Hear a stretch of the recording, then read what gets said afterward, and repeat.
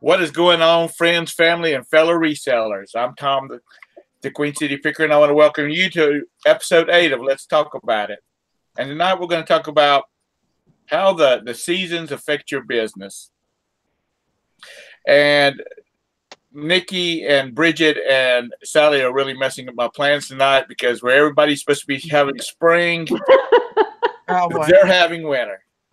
Are y'all supposed to get any snow, Tara?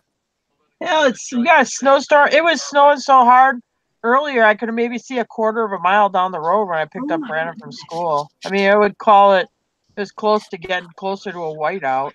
Right. Wow. I mean, now said earlier there was only a block visibility. Yeah, I mean now it's got like this pelty frozen rain that's falling. It's warming up through the night, so now it isn't like snow. It's like this pelty frozen rain falling. Wow. So we got that going on. Well, I hope you've had that pleasant weekend working in the yard down in Kentucky this past weekend and now you're back to snow. But I think Jim told me it's supposed to be almost 40 degrees tomorrow. So. Well, that's good. This thing is supposed to be pretty warm. It's supposed to be fast moving too, so y'all should blast right on through and get back to spring. Yes. Well, like I say, it sucks getting snow this time of year, but but it's not as bad seeing snow right now because it's going to be gone in a few weeks or in a week, right? Because it's getting warm out. So I actually like it a lot better than seeing it in December. I'll tell you something. I'm not going to get rid of it for months. I'll tell you something freaky. We drove home, and when we crossed the state line in Wisconsin down by Pleasant Prairie, the grass, you couldn't mow it, but it's got a greenish tint. When you got up by like Hartford, which would be like a half hour north of Milwaukee, it was brown grass, and then it's like brown and snow up here. But at southern Wisconsin at the border, the grass is starting to green up. So when spring, when like it's starting to warm up now, how does that affect your business? Do you kind of ramp up now so that you can kind of play during the summer, or do you just keep pushing it because we have yard sales and flea markets are going at full speed? So what's y'all thoughts on? Our auctions are getting better. Our auctions are going to get better. Well, your auctions too. Yeah. So how about you, Tara, Jim? I missed that whole question because something happened. I think I was glitchy. Okay. When since the weather's warming up now, do you find that you start ramping up more for selling so when like the kids out of school you can play more, or do you just keep pushing it like you always do? That makes any difference? I would say we typically keep pushing it the way we always do. But the only thing great about I'm changing where I'm living, but like up here, that's when we start having all our summer on-site auctions happen. So I will say I'm usually buying more through the summer. Yeah. I mean, I have to list it because I have to pay for it. I don't have another income coming in, so I try to list steady year round. It really doesn't matter. I try not to change my listing habits from whatever season it is. I just keep listing. Yeah, we definitely stock up more on back stock because the auctions are so much more plentiful. In the wintertime, you get a lot of crap at the auctions. So yeah, so it's hard to find good stuff at the auctions in the wintertime. I mean, the really good stuff. Now people are starting to clean out their barns and stuff, and farm auctions are coming up. My favorite auctioneer told me he's got about 3 farm auctions coming up pretty soon too. So, yeah. Well, with y'all up there, with Tara, she's moving out of the cold weather, but with y'all up there in the cold weather and the snow, I'm assuming, I imagine you have to really stockpile during the summer months so you can have listing stuff all night, for the summer. For the winter. Yeah, but even I don't stockpile it. I mean, I try to when I bring it in, I try to list it. So I like to try to find stuff throughout the year. And I'm not saying I don't go through like right now I'm going through stuff where I'm selling stuff off that I just don't want to move with if I can cash out of it before I have to move with it. Right. But I tried to about a year and a half change my habit of like if I unload a truck from an auction, unloading it in the building and then not getting to it right away, or maybe cherry picking the best stuff and not getting to it. I mean, I try right now. I try to really hammer it and get it all listed because otherwise I was getting just too much clutter. Hey, Ansley. That's what I'm trying to do too now. This year I told my husband, I said I need to start just listing it right off the truck. Yeah, I started like if it was loaded up in my van or my expedition, honestly, I wouldn't unload my van or expedition, which sounds totally redneck, but it was like forcing me to say, go get it out of the car and list it right away. Like donate for a while. Yeah. And if it's stuff that isn't worth selling, I get rid of it. Like I drop it off at the thrift store because you get that with box flats, you'll buy it because there was one or two good items, but then there's this other like mediocre or just not tchotchkes that just don't have any value or they're going to be listed for forever on eBay. I just don't want to mess with them. I get those out right away. I'm like, no, that's got to go and just get rid of it. So I try to I'm trying to make it so I don't have piles of crap. How about you, Glenn? I want to ask like Nikki and them a quick question. Like, do people use auctions more so than garage sales up there? Because they don't. I do. Me and Tara do. Well, garage. If we didn't, like me and Tara have always said, if we had to live off of thrift stores up here, we'd never make it. Right. I didn't know. I do a lot of flea markets and swap meets and rummage sales also in the summer, but mostly auctions. Right. I didn't know people didn't like doing garage sales and then just give their sell their stuff at an auction. Well, garage sales season here starts. You get more bang for your buck at the auctions, I think. I mean, I go to rummage sales and try to buy stuff, instead of buying an item for $5 at the rummage sale, I could go and buy, 5 boxes full of good stuff at the auction, for $5. The auction's better during the winter than the summer? No, in the summertime it's way better. Summer's better for auctions because that's when they're on site. The problem with rummage sales in my area is I'm a tourist area and everybody's a half-ass reseller. So they price it right on eBay prices. You don't ever, in the area I live, rarely do I find what I would call a true garage sale. That would be just people trying to get rid of stuff. They're all these half-ass resellers that are trying to make money off the tourists when they come to town. And our garage sale season is Memorial Day weekend to Labor Day weekend. And it's not like, and I live in like Nikki, she lives in Duluth Superior, which compared to where I live looks like a big city. I mean, I could have one rummage sale in town and then have to go drive 15 or 20 miles to the second one. Usually I just find better stuff in one thing at an auction. It's just better for me. Even our estate sales aren't that great here. Right. And we get a lot of garage sales like that too here, where everybody thinks they're trying to make a living off their rummage sale.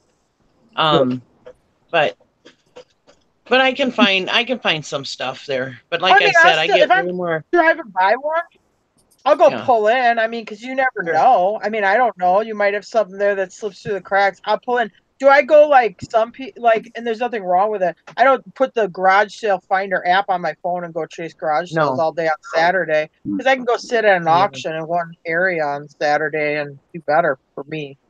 Yeah, me too. I just get way more bang for my buck at the auction. Tuesday night, the boys had they had to go to a jazz thing at the University of North Carolina. And while they were there for their 2 hours, actually about 2.5 hours, I went to 4 thrift stores. I went to 2 Marshalls. I went to a couple of stores I'd never heard of before. And I found a coffee cup. Yeah. Red Sox?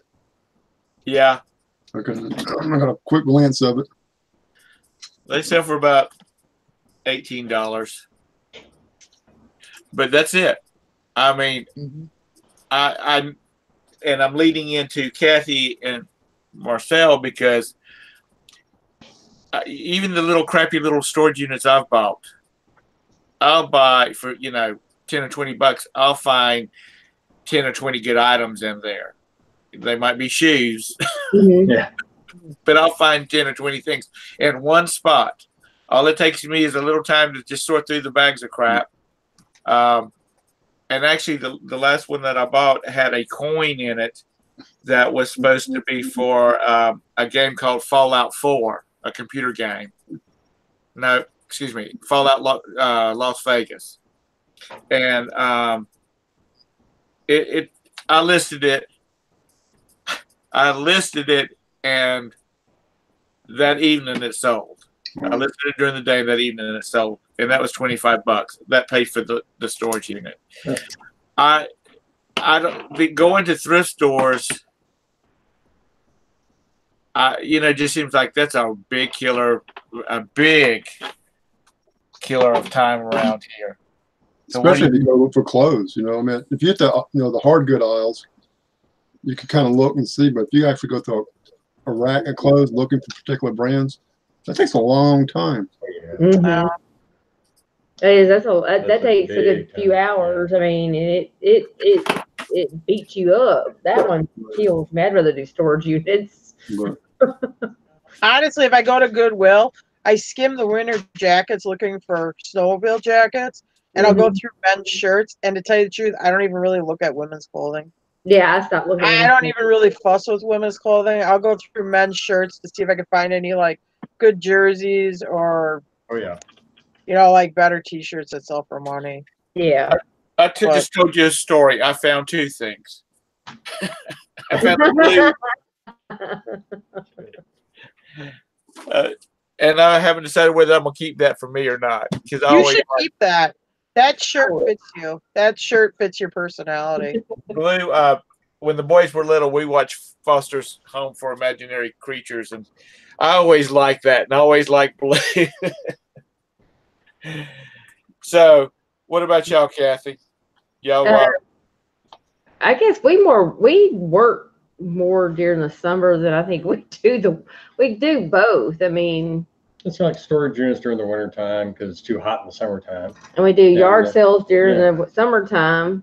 Just in estate sales. But then we do our own yard sales too to make up any extra money. Right. Because eBay has its time that everybody's on vacation, and you're not getting a whole lot of business, so we make up that income through our yard sales. So we either go into yard sales, having yard sales, or estate sales. We don't have a whole lot of auctions here. I wish we did. I mean, pallet auctions, yeah. We have some auctions around here, and I happened to be at a thrift store near me one morning, and was talking to a guy because he had his phone out and he was scanning books, and I just walked by him. I said, Amazoner? And he said, yeah, you? I said, no, I eBay. And we talked for a few minutes, and he said that he's gone to some of the auctions around here because I asked him if he had gone to any of them. And he said, yeah, he said it's hit or miss. Some weeks they have some good stuff. Some weeks, he said, it was a big waste of time.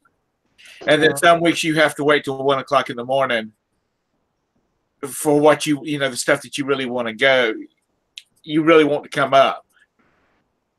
And so I want to investigate the auction scene around here because Nikki and Tara and Jim and mine have been really weak this winter, honestly. I mean, mine have been not great for auction. I don't know what it is. We just haven't really had very many auctions this winter, and the auction houses had real pooper scoopers. Wow. I got the last one I went to. I did get a bunch of gun parts, which I did good on that. But I mean, they have not been real great auctions. Yeah, $900 baseball bat. Oh, quick That's question. true, but you never know what you're gonna find because that one of those pooper scooper auctions I got a $900 baseball bat at. So wow, I like to still go because you never know. Yeah, I mean, there's gonna be something that they don't think has any value. That's just it's just more of the same or whatever, and they don't specifically take a picture of the item for you to research when you're looking at the pictures auctions. So you never really truly know what's going to be there. Could be stuff there that didn't catch their attention and it has good value. So I still like to go because you just never know. Yeah. There's been lots of times where I've looked at the auction bill and I'm like, it doesn't look like a very good auction. Or the auctioneers text me and say, hey, Nick, you need to bring a trailer. We got good stuff, all kinds of stuff you'll want. I've gone there and there's nothing, hardly anything. Or I've gone and I looked at the auction bill and I was like, oh, there's nothing there I want. But I went anyways and I filled up the truck and trailer, you know. Tara, y'all were gone.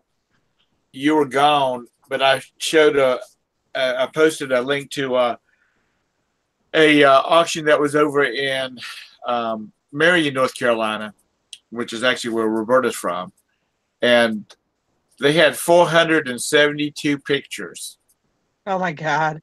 And they still had some pictures that was nothing but piles of, they called them picker piles. Yeah. And we just couldn't go over that. I'm gonna get up there that week, last weekend. Jim has put me on a print picture buying freeze. I have to make some, after I move, I have to make some hard choices on what I'm going to keep and what I'm going to display. Well, you just need to do them like they do in the palaces, where they start at the floor and go all the way up to the ceiling. How many prints do you think I have? How many prints and paintings do I have, Jim? Hundreds. He thinks I have about 200. No, get out. There's a lot. By the time the end of the night, be 800. But you like a specific type of print. It's not like you're just buying everything. No, it has to be something. Also Yeah, some of them I did get when we married and stuff. Or, you know, like me, I don't collect naked women pictures, but yet I have a whole bunch of them. So that really is not part of my collection. I'm just going to say that right now. Anyway, but yeah, I mean, I like horses, and it has to be something unique. It has to be something like, wow, that's really like something unique that I haven't seen before, and it looks nice and that. But we digress. So, what's our subject? I want to hear more about the naked pictures. Oh yeah, Oh, they're nice ones. Where did you buy these? There's a framed naked woman. What? Where did you buy these pieces of art from? A lot of them came from auctions. Some of them I inherited from my mother and stuff. She used to do it, like, buy a lot of these were limited edition prints, and then she'd have them framed and matted and stuff. So I inherited a lot. So, but I feel, you know, they are my family. So there's like this little bit of this, like, it reminds me of my family, and they're all passed away. So I have those, and then I have ones that I bought that I really, for when I at an auction, it could be a horse print or whatever that I really liked, and I'm like, I'm gonna buy it, and that's that. Shame on you, Jim. You're making her get rid of her family. I know. I know.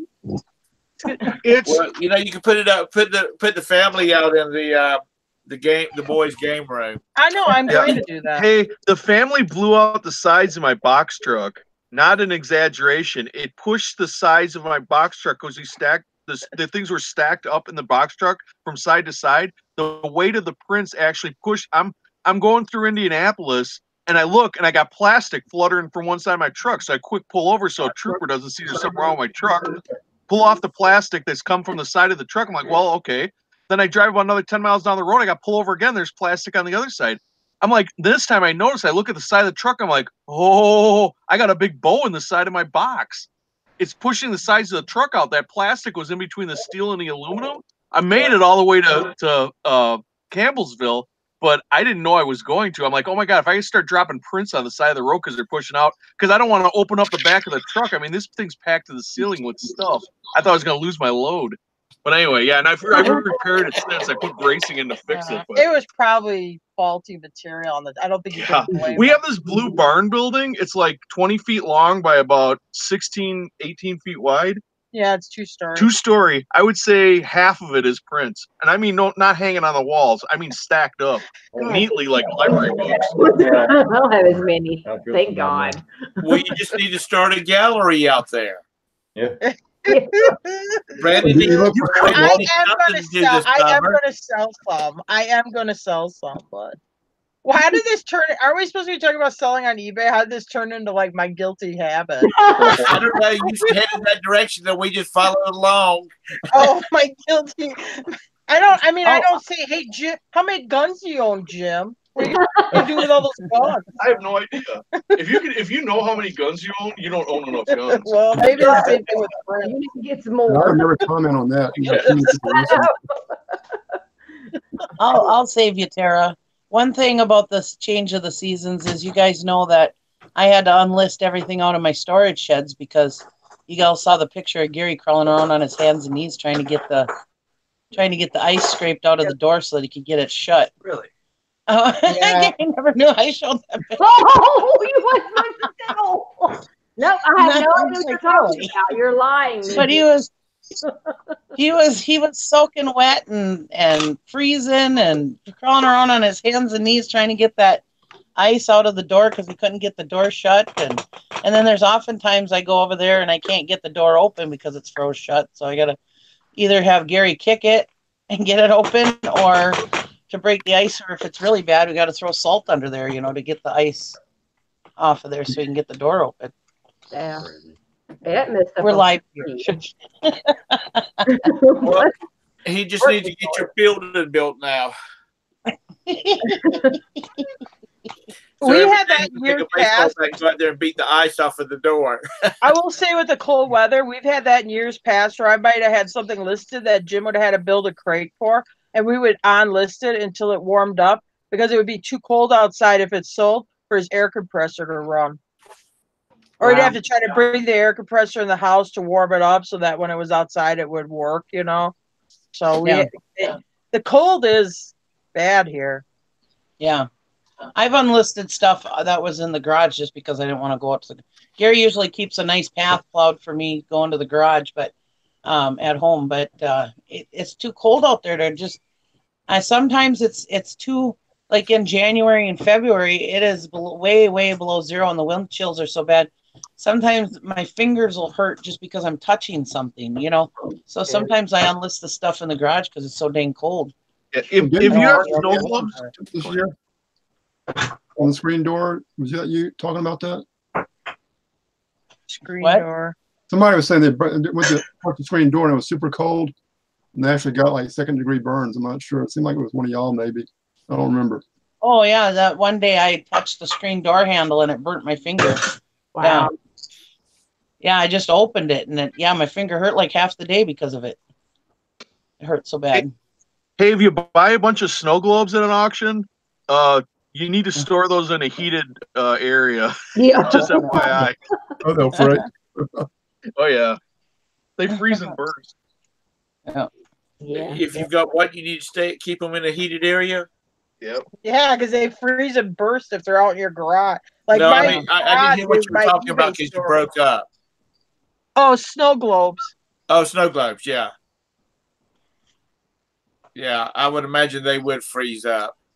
I love this handy. I didn't know they froze, but I learned that one year. Oh goodness. There's a Stuckey's near Roberta's family's house up on I-40, and they had it's been a couple of years ago. They said they had they had a big snowstorm up there, and they lost power for about a week. And the owner of the Stuckey's, he was loading snow globes in the back of his car and taking them home. So because he said he probably had $5,000 worth of snow globes, Oh, and man. he didn't want them to freeze up. I said, let's take the insurance and go. Oh, man. Yeah, I'm not having a naked lady tour through the house. That would be weird. Can you even sell that on eBay? Yeah. Yeah. Oh, yeah, that would be real great. Hey, here's Jim's naked lady tour prints. I want to tell you, when I was a young boy, my mom I was like 3 years old. My mom bought my dad for his birthday a portrait of a nude woman, and actually, it's got some value now.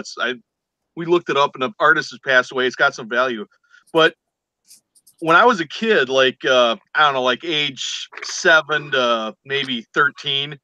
Anybody come over, any of my friends would come over, they're like, yeah, so what's the house like? Yeah, where's your mom and dad's bedroom? I'd be like, oh man, because the word got out. all the neighborhood guys were like, yeah, you guys see the picture that's in Jim Carrey's bedroom. I say, could you imagine all the friends Brandon would make now? Yeah. Well, that's just it. He can have the concrete animal tour, and then for a separate price, they can see the art collection. You know, the boys are like that though. They want to see it all. Oh yeah, I got a real sweet mermaid. Oh my god, yeah. He's got a naked mermaid statue.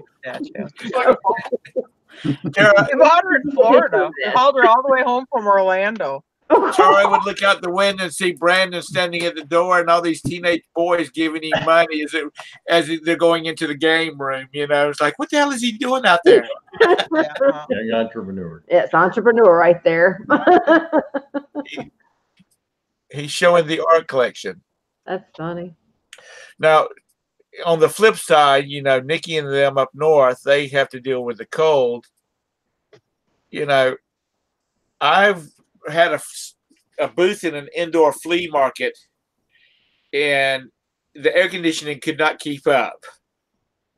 And it got so hot in there, you know, some of the other vendors were like passing out, or they were getting bad headaches because of, you know, the consistent heat. And so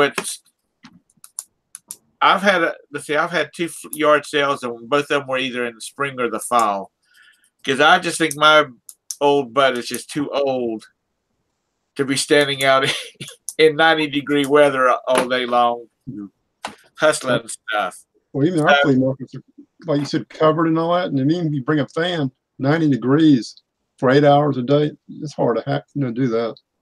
Yeah. It's not worth it, you know, unless you're, if I saw $1,000, it might be worth it, but for $100, and that's not Well, you worth know, when you start going to yard sales and flea markets during the summer, we do it. I mean, we do it there. We do it here in the dead of heat. 90 degrees at 9 o'clock in the morning. That's really fun, you know. We do it. Yeah, we do it down here too. And we make about a good $400 or $500 just in one day, and that we only do it that day. But we have one of those big Home Depot fans that we plug in. Oh, yeah. We stay kind of inside the garage, but we also have like those canopies we can put up if we want to. But yeah, I mean, if I need to make the money, I got to make the money, and that's sometimes the only way I can make it. And I got to get rid of some storage units I built up through the winter time. So, it's, you know, nobody else wants to have yard sales, and you know, I take advantage of it.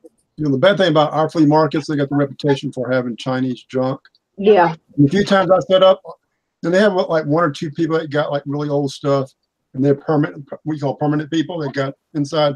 Then you get the outside, which is covered, where you can back your car, and they give you an 8-foot, big 8-foot table. But you know, every time I set up, you know, I set it up like my tables on top of each other, like double decker and all that, to get the maximum space for my 8-foot space. Mm-hmm. And all that, and it's just like, you know, too hot, you know. And I would have the nicer stuff. People say, "Man, you need to be inside."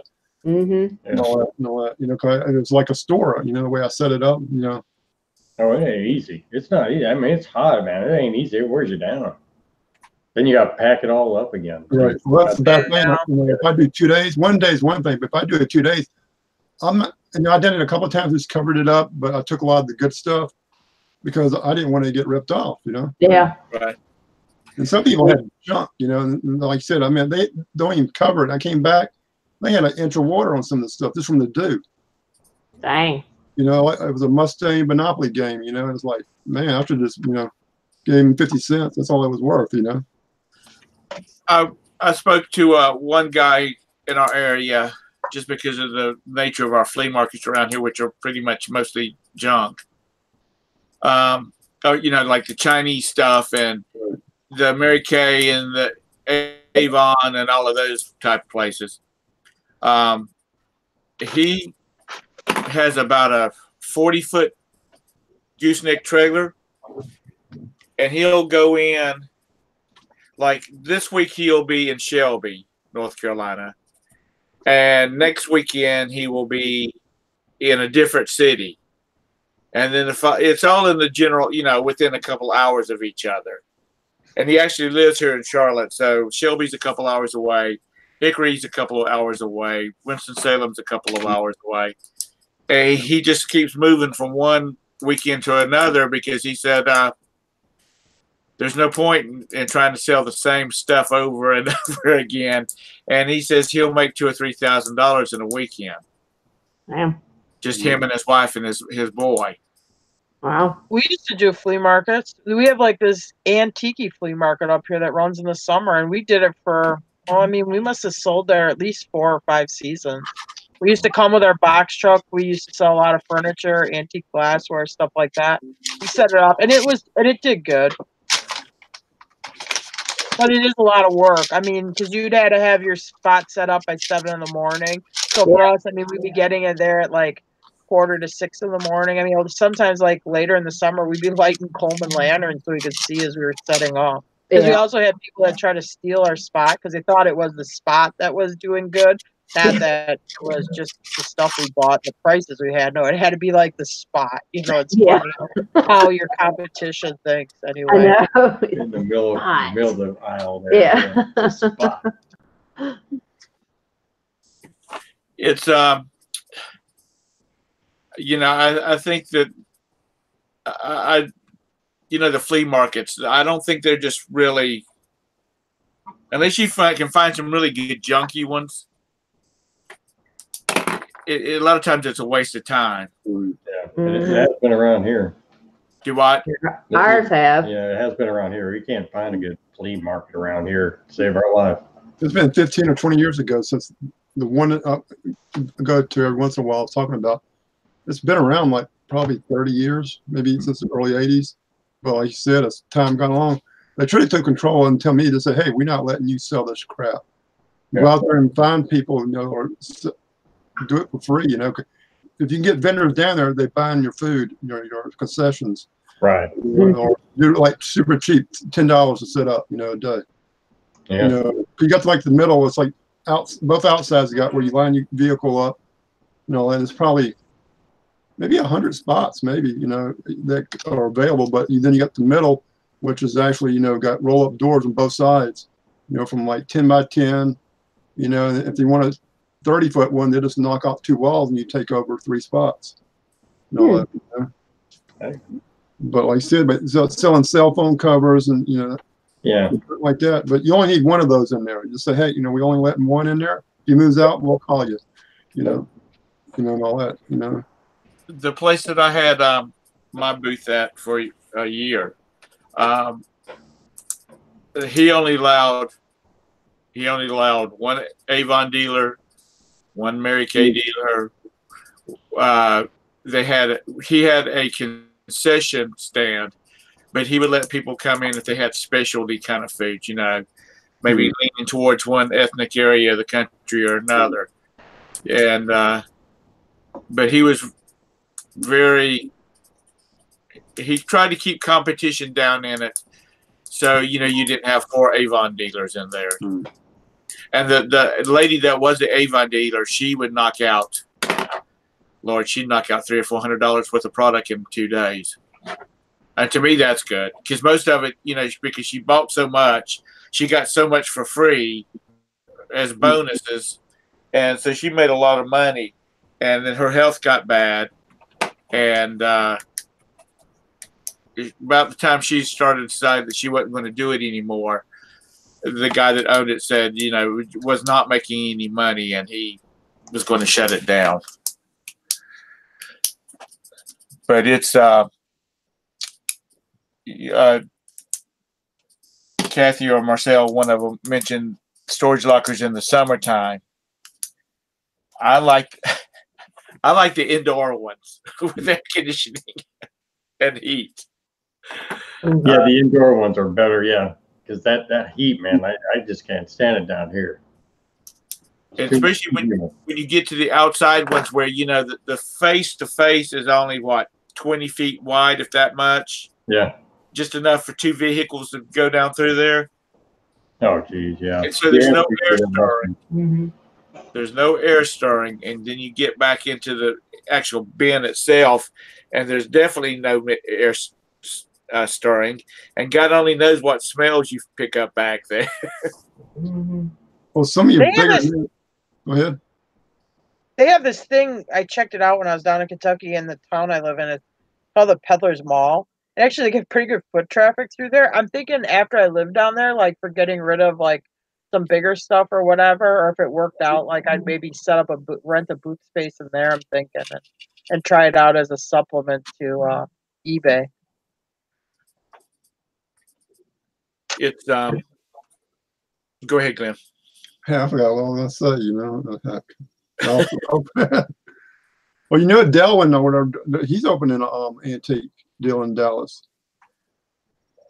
You know, Like an antique mall where you have he's different opening a mall. vendors. Yeah. Man, a couple of weeks ago, you know, they were, you know, they even had a contest to name it and all that. But it's somewhere in Dallas, you know. So he said it's going to be a big building. Okay. You know, originally he was looking for a place to rent, I think, and something small, and you can't find nothing. He said, but you can rent giant buildings a whole lot cheaper per square foot, you know. So he went that route and said, heck, I'll just open an antique mall, and plus I have a storage place when I buy, you know, storage. I checked out this Peddler's Mall. I think Jim said it's 150 site rent, and then they take 6% on top of it. Right. So around here, some of them are like $200 to $300. Plus, Oh, you really? got to work a day per month, and plus it's 10%. It's just, you know, not to be like rude, but I think some of them are like housewives that are rich housewives that want a hobby. Yeah. You know. We have an indoor flea market here that's $200 a spot. It's called the Junk Hunt, and yeah, it's indoors at a big hockey arena, and yeah, they they charge $200 a spot. Wow. And they tell you how it can be set up, and they tell you that if you have stuff that they don't want there, they'll tell you that you can't have certain stuff there. It all has to be some age. Pre-approved. They do that. We have this thing here called Cranberry Fest where they have an antique show downtown, and I think it's like 3 or 3.5 a stall. But you they have to approve the stuff you're gonna sell. You know, you have to have like true antiques and stuff like that. But it ticks me off because it's run by this place that runs like the Shawano Flea Market. So these guys get a discount. If I went and tried to rent the spot, it costs $350. But they don't get checked, and they get a huge discount or get it for free if they buy their season subscription to like Shawano. So we set up down the road from them. Oh, we did good. Yeah, but Tar's like, oh, we got to bring our A game because that stuff's going to be so good because they're paying so much for these spots. Well, these people who get the spots in a package, it only costs them about $20. So it's not expensive for them. Because I'm walking, there are people with pickle buckets of nude Barbie dolls. And I don't mean I mean like 1990s, 2000s Barbie dolls with their hair cut off, missing arms and legs, and pickle buckets for $1 each. I'm like, ooh, yeah, this is really A game, man. You better break. Hey, Craig, how are you doing tonight? Good, how are you? I didn't want to look like an idiot. Good. Yeah. Hey, Craig. Hey, Craig. Good, how are you? So, Craig, since it's always hot down where you live, Yeah, it was 85 degrees today. Yeah. What was it? 85. So does the change of the seasons help you, or does it affect the way you do business? Well, yard sales get more prevalent, which is good, and that's a mistake I made last year, is not hitting those hard enough. I'm not hitting yard sales last year. I just didn't hit it as hard as I should have. So that's really going to be a focus of mine going forward until they die out, for sure. This weekend, the past weekend, I went to 3. I had to go out and get something on my way back in. I was stopped and checked them out. Everything was baby clothes and, you know, strollers and bassinets and all that kind of stuff. Yeah, I see a lot of that here, but I try and go past it. It's just I have that fear of there's that one or two items that might show up at those kind of sales sometimes. Do you have a Once Upon a Child near you? You ever heard of that place? That doesn't sound familiar. Is that people that have Plato's Closet, actually, you know? Okay. Yeah. But they sell basically baby strollers, kids' toys, and all that.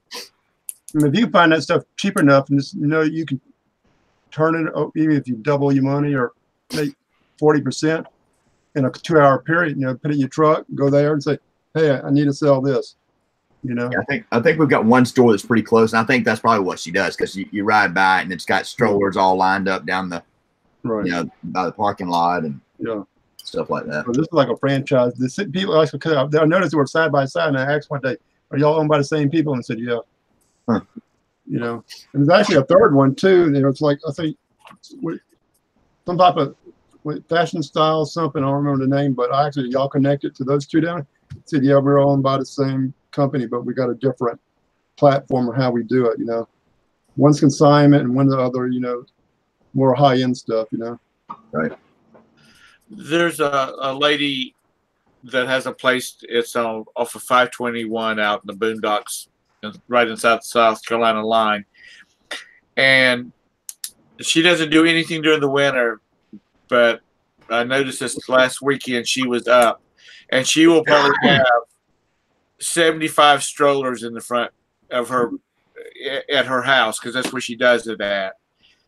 And I stopped and was talking to her one day because she has other stuff too. But I asked her what was with all the strollers, and she said, "Well, you know, people they can't get rid of them, and she'll go get them and clean them up and whatnot."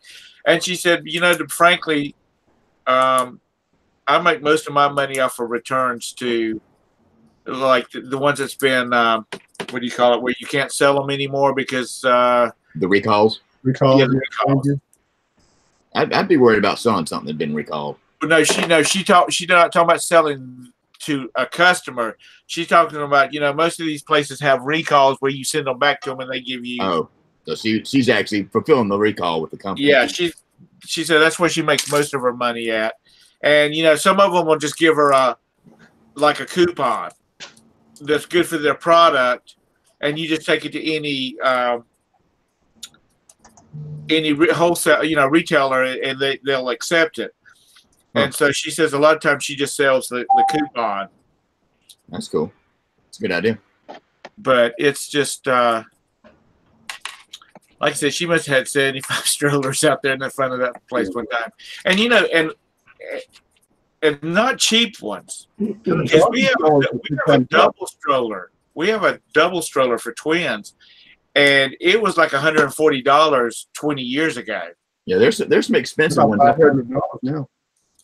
I've heard Jim Bennett talk about one. I want to say Scott or something like that. And then it's called Bob. It's not Scott. It was some brand that was like $200 or $300.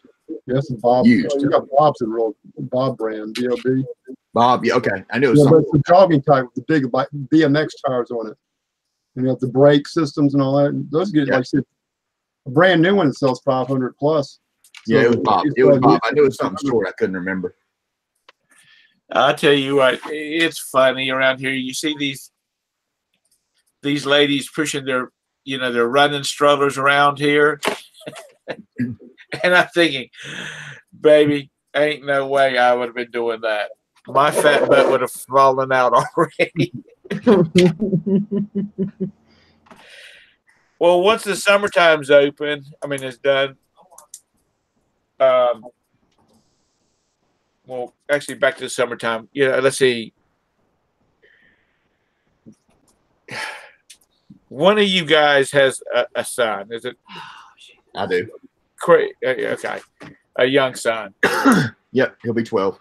Do you find that it takes more time? And you know, Jim and Tara, they have a young son, but they just lock him in a stall and just slide water and food under the door. Do you find that you take more time for that kind, you know, doing more stuff with them, or do they pretty much have their own little schedule and you? Well, one of the reasons I didn't hit yard sales as hard as I did this past year is he played baseball, competitive baseball, and that, you know, I played every Saturday typically, so that killed me during that period. But he's not playing this year, so he was on like a traveling team. Yep. It wasn't like we were traveling out of state. It was all within 20 or 30 minutes of the house. Right. It was competitive. Yeah, that traveling team. I'm really glad that my boys were not into that, because I have friends that talk about it, and it's like every weekend during the ball season is tied up with a trip. Yeah, it can be. I can imagine what hockey moms do.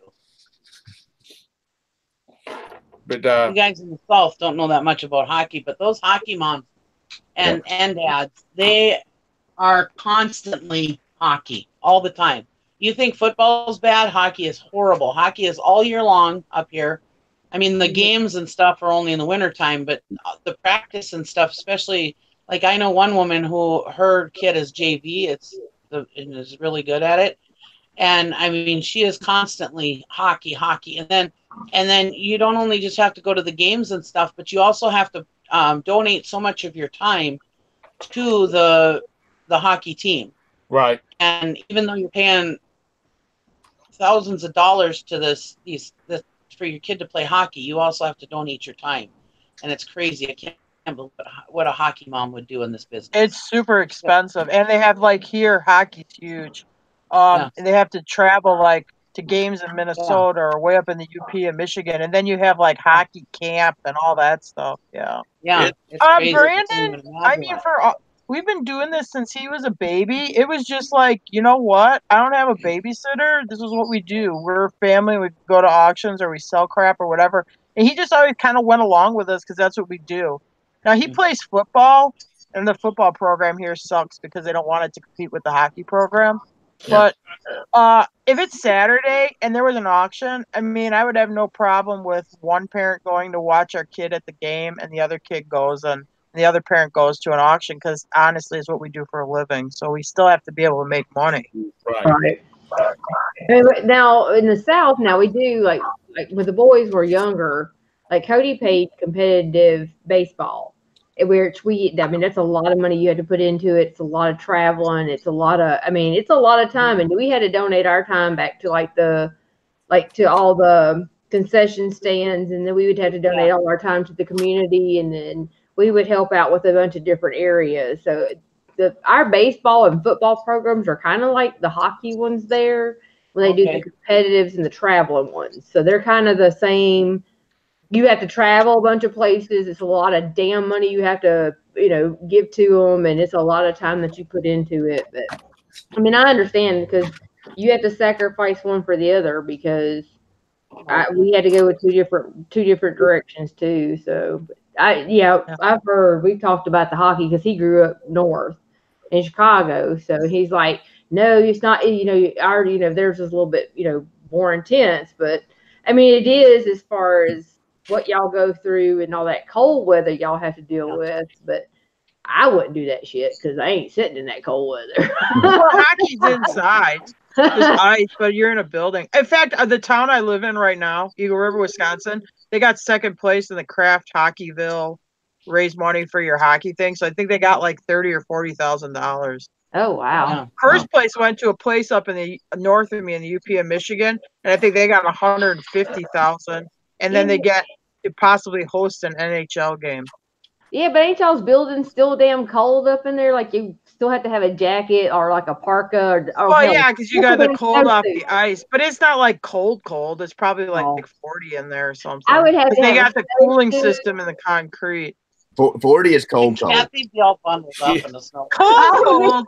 Good Lord. A blanket, a heater.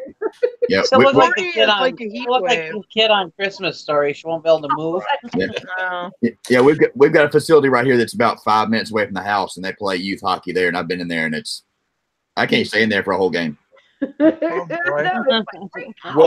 you gotta get your winter going hat there on. T-shirts. Yeah. Well, let me tell you this. Charlotte, North Carolina has a curling house. They have a very strong curling club. Do y'all watch paint dry too? Do I? Compared to grass growing? Have you ever tried curling? Yes, I have. It's fun. I like curling. I was actually going to join curling. Me and my husband were going to join curling. That when I ended up blowing out my knee, I wasn't able to join it. We were thinking about it because our kids joined it. Poster. Yeah, no, Nikki's over here curling. Oh no! It's organized.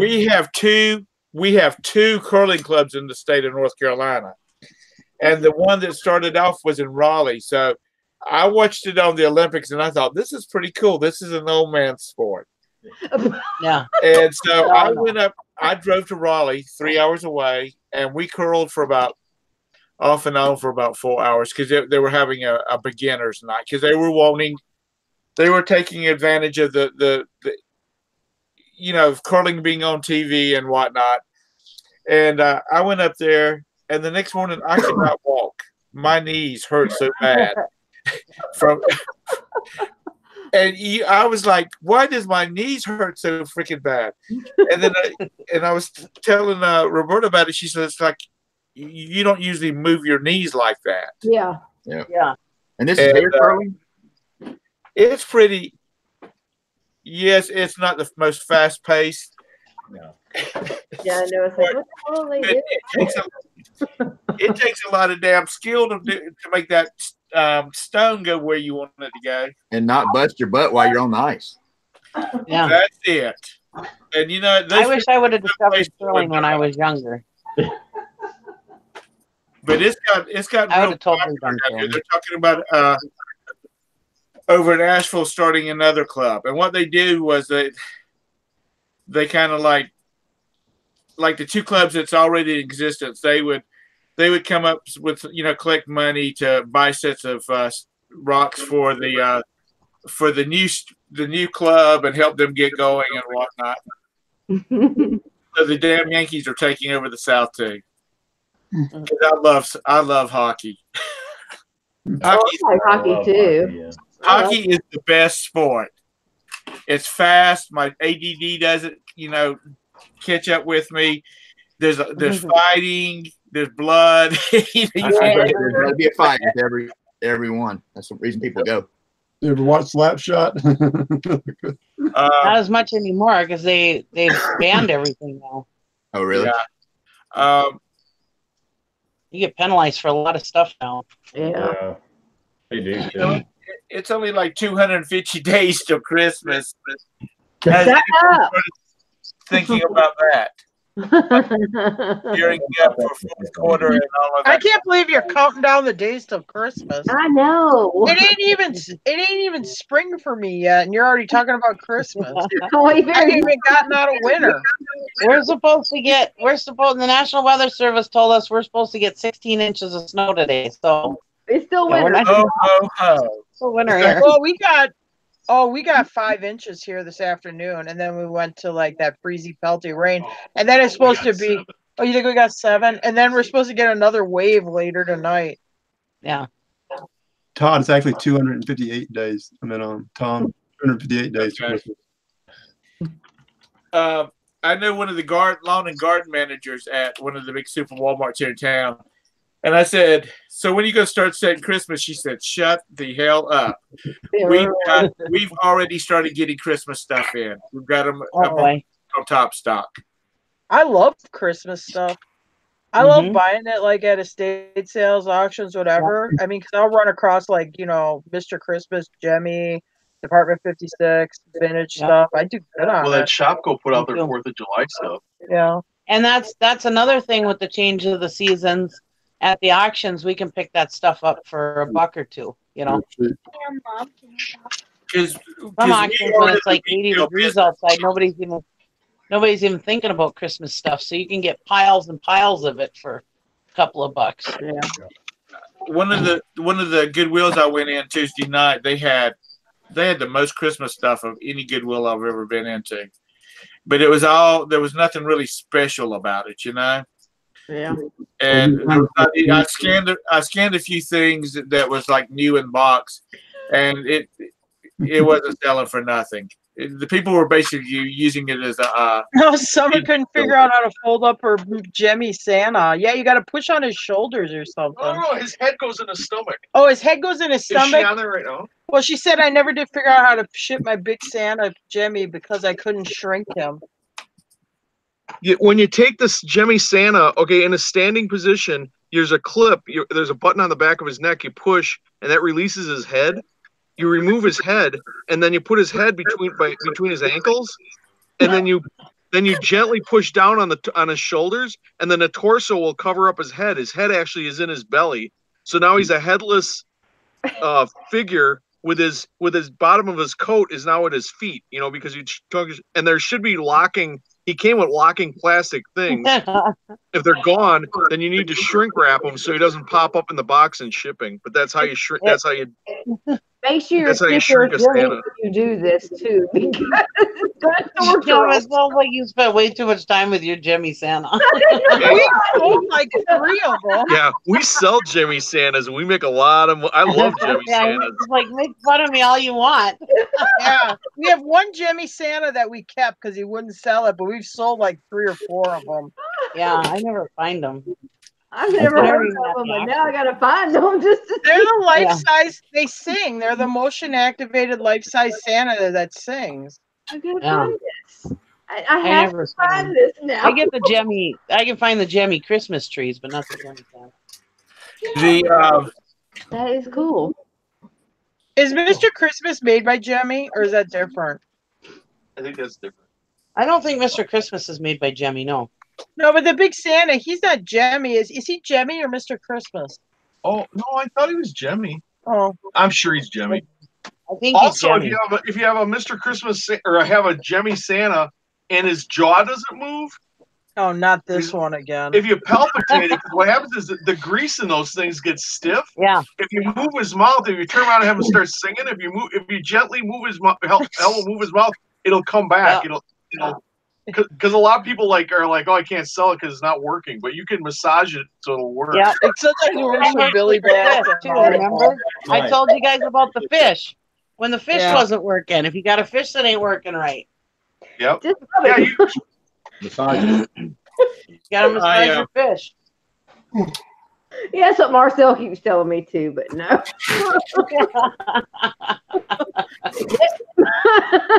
I don't believe it. Come on, Kathy. You'll get them working better.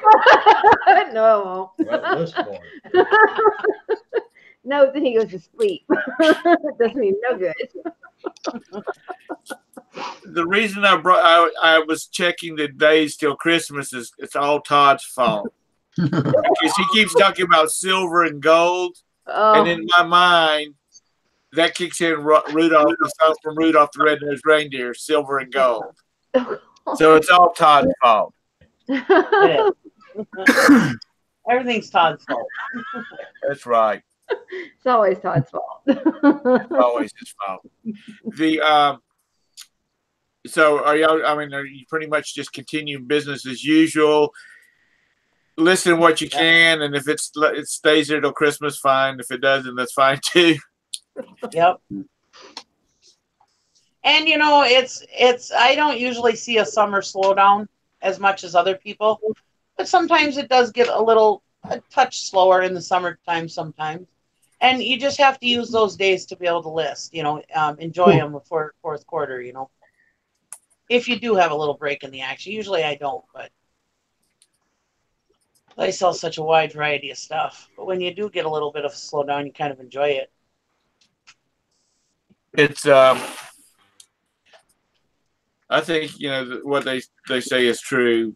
Well, I know it's true because I've been listening pretty regularly, and I've been selling stuff more regularly. Yeah. I think that's what you just got to keep doing. You just got to keep listing and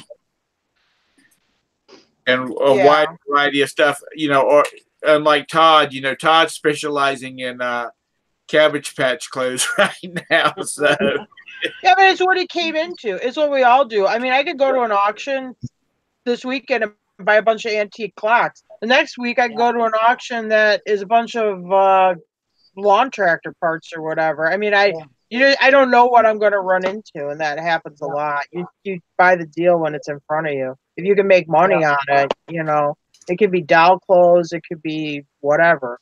right. Got to make do when the sun shines. Yeah. That's Well, right. Mr. Sadie, says he's been getting. Not Mr. Sadie. Mr. Sadie says I've seen a slowdown since I passed 40. Oh, you mean eBay? Sure But have. Todd says he's been getting questions about is it a preemie or is it a regular? The different classes of it. He's like, I don't know. Hey, Cindy. Did you put measurements in there, Todd? You know he didn't. You might want to put measurements in there. There you go.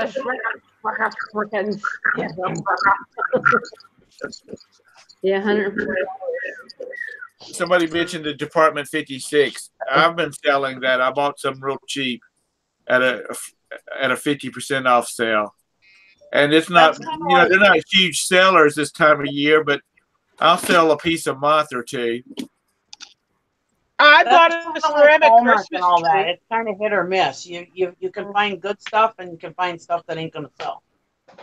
I think it's in my last video. I bought this white ceramic Christmas tree at auction, like whenever I did my video 2 weeks ago or 3 weeks ago. I paid $1 for it and I sold it for $100. I mean, it's coming up on Easter and it's still sold for $100 plus shipping. Plus shipping. Yeah, I put shipping on most everything now. Because my mom's got a green one, and that sucker is heavy.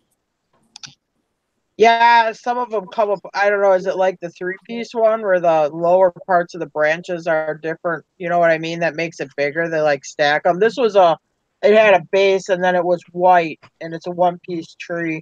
But I mean, it's got to be, I don't know. It has to be at least 20 inches tall. The white ones do a little better than the green ones.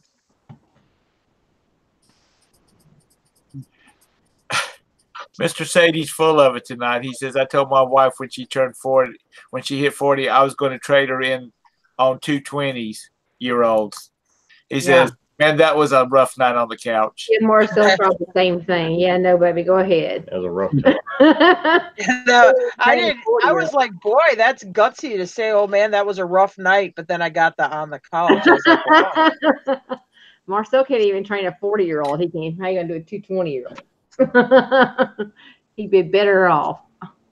Hallmark ornaments been selling 1 to 2 every day for me. Oh, that's good. Liz has been selling Hallmark ornaments between Amazon and eBay. I don't remember who the person was, and I don't remember the ornaments because I didn't write them down. But they were talking. There's some of these Hallmark ornaments that go for some big bucks. Oh yeah, like the Christmas vacation ones, like the RV and stuff. That's like a $150, $170 ornament. Yeah. I'm sorry, I'm not laughing at you. I'm laughing at Mike. He says Todd has gotten really good at the descriptions too. Nice mid-calf length and teal with open lace ruffles. I was gonna say my husband knows better than to say that joke that he's gonna turn me in for 20-year-olds. I'll go find the 20-year-olds for him. Well, that's like a friend of mine's dad. It's been years ago. He said that to his wife, and she said, "Well, that's fine." She says, "I'll just go get me a 20-year-old husband." She says, "Because 20 goes into 40 a lot more times than 40 goes into 20." That's a good one.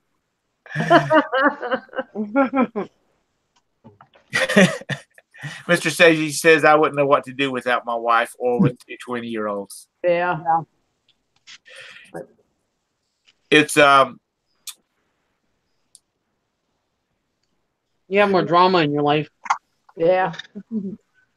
When I got divorced, oh God, I dated women who were in their early 20s, and I want to tell you, and I'm in my late 30s, and there's not much you got in common that you can talk about. No. I mean, they're talking about Pokemon, and I'm like, what? Who are you dating? How old was he? Pokemon. It's just for instance, I just remember this one girl brought up Pokemon. I'm like, what? I'm like, oh yeah, my kids. Yeah, they can do something with Pokemon. Wait, that was my ex-husband, not yeah. It's I mentioned it. I think I've mentioned it once before. I was reading an article, and it was about this guy who was like 65, 66 years old, and he is worth millions upon millions of dollars. And his wife had passed away, and he had a couple of girls that not at the same time, and they were arm candy. They went out to movies and to dinner and shows and stuff like that. And then he dropped her off her house at her house and sent her off. She was nothing. But she was a companion. That was it. And he was talking about that he was not a young man anymore, and it was best that he just take her home and put her to bed, and him go home in his own bed.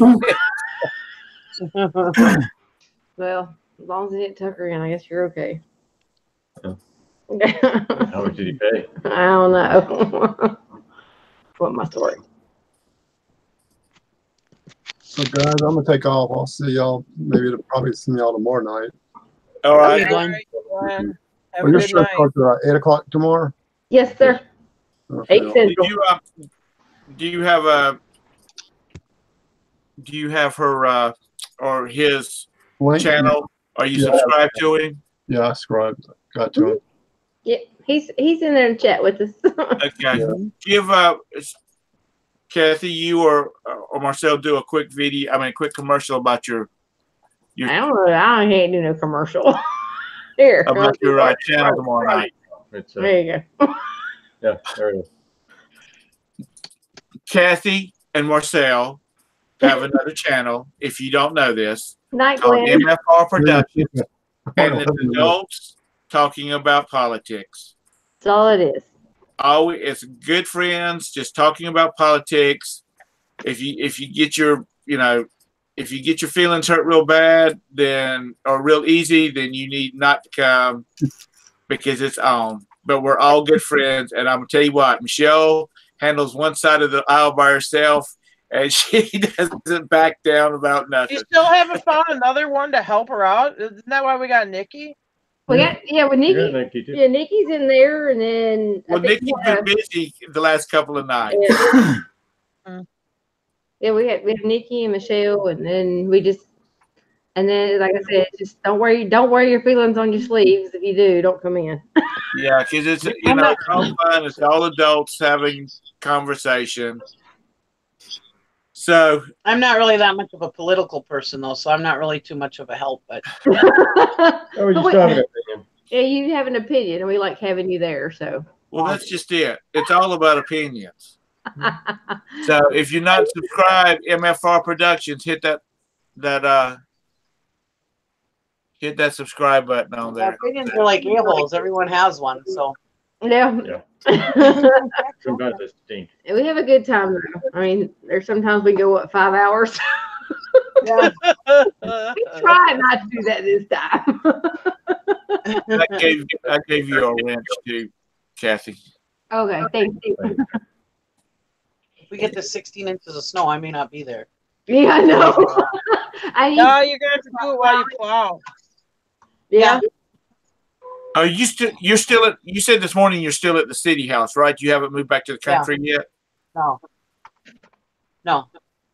16 inches of snow and not have to be anywhere. I believe I'd have to curl up on the couch with my significant other and a nice quilt. She's going to go make some money. That's what she wants to curl up to, is the money. Oh, that's right. Yeah. She'll be out pushing snow. We can't shut everything down just because we get a little bit of snow, Tom. Come on. Yeah, it's not the same. Oh, Well, look, Todd made it. Oh, here comes Todd. trouble. It's been a lot. Back when we were supposed to have got a big snow down here, somebody of my dear friends from the northern part of the country posted this thing about in the South, this snowstorm is get your food and water, and if you don't absolutely have to go out, stay at home. And for Northerners, it's put your big coat on. Yeah. Get your big coat out. Well, hey, Todd. Hey, Hey. panel. What's up, Todd? I am so down on my old man back from getting ready for my garage sale tomorrow. You got everything set up? Oh, it's garage sale day. Hey, Grammar and Cookles. You gonna sell a bunch of gold tomorrow? Hell no, I keep that crap for myself. I'm selling. Oh, you're selling, huh? I'm selling old lady clothes tomorrow. I don't want to be rude or political or anything, but you live down there in Texas. Can't you find some cheap labor? Oh my God. Oh, Sorry, but Oh. yeah, the first buyers at my garage sale tomorrow, I could hire them in a minute. when I was a truck driver, I used to be able to find all kinds of labor down there to unload my truck. And the company would pay for it. There you My neighbor across the street has a good sized lawn service business. And when I was coming back from Lowe's from getting a part to fix to try to fix my dryer, he was out there and he didn't look happy. I said, "What's wrong?" And he said, "I'm missing a truckload of," and insert a derogatory name for a Mexicans, and he is a Mexican. Uh-huh. And he says, "And I have no idea where they're at. They're not answering their phones." And then he went off. And I thought to myself, my God, if I said something like what he's saying, it'd be, No. oh my God. Well, that's the thing. I didn't mean it racial, but they're workhorses. Oh, they They'll are. get the job done and cheap. They are. Yeah, they took down Nikki, who are my tree Huh? in like 30 minutes. No. So what are you guys talking about? Irish people? Yeah. I'm a people. Irish, Yeah. Irish Hey, I'm people. Irish. Only I get to do that. Irish people work hard when they're not drunk. Supposed to be True Amish that. people. Sometimes they're okay when they are Yeah. drunk. Yeah. What? It's supposed to be Amish people, not Irish people. Oh. Well, they don't I'm drink. It's Well, they drink during Rumspringa. They all let loose. They really? go when the youth go when they have their little wild time. Mr. Sadie, you need to look at some of their videos because they have some good videos of good storage units. And one that Marcel bought against Kathy's wishes, and they hit pay dirt on it. Actually, 2 now. Yeah. The last yeah. I don't always have to agree with him. And that's a lot. And she's saying he's done really good, but God forbid that first one he buys that don't Oh, I've already done pay that. out. Yeah, he's done that already, trust me. I've done that many times. Don't trust me at all. He's had a really, really, really, really crappy one, but that's okay. Have y'all been buying anything? Well, we've been buying just like yard sale liquidations, pallet liquidations. We've kind of pushed back on the storage units for right now. We got to get rid of a lot of stuff anyway. So, I mean, just kind of we're looking around, but not really buying anything too big. A little more picky. Yeah. And Mr. Saying the same way. I love those too. The music lockers over there in Alabama. Yeah. Alabama. That's still good. At least you know where the good stuff is. That's Yeah, right. yeah, it is, actually. That's okay. I don't mind coming over and getting it either. But Craig, yeah. they keep talking about all moving to Alabama. You have to put in your application. Yeah, No, mine's already been approved, so I'm good. Shut up for sending people to Alabama.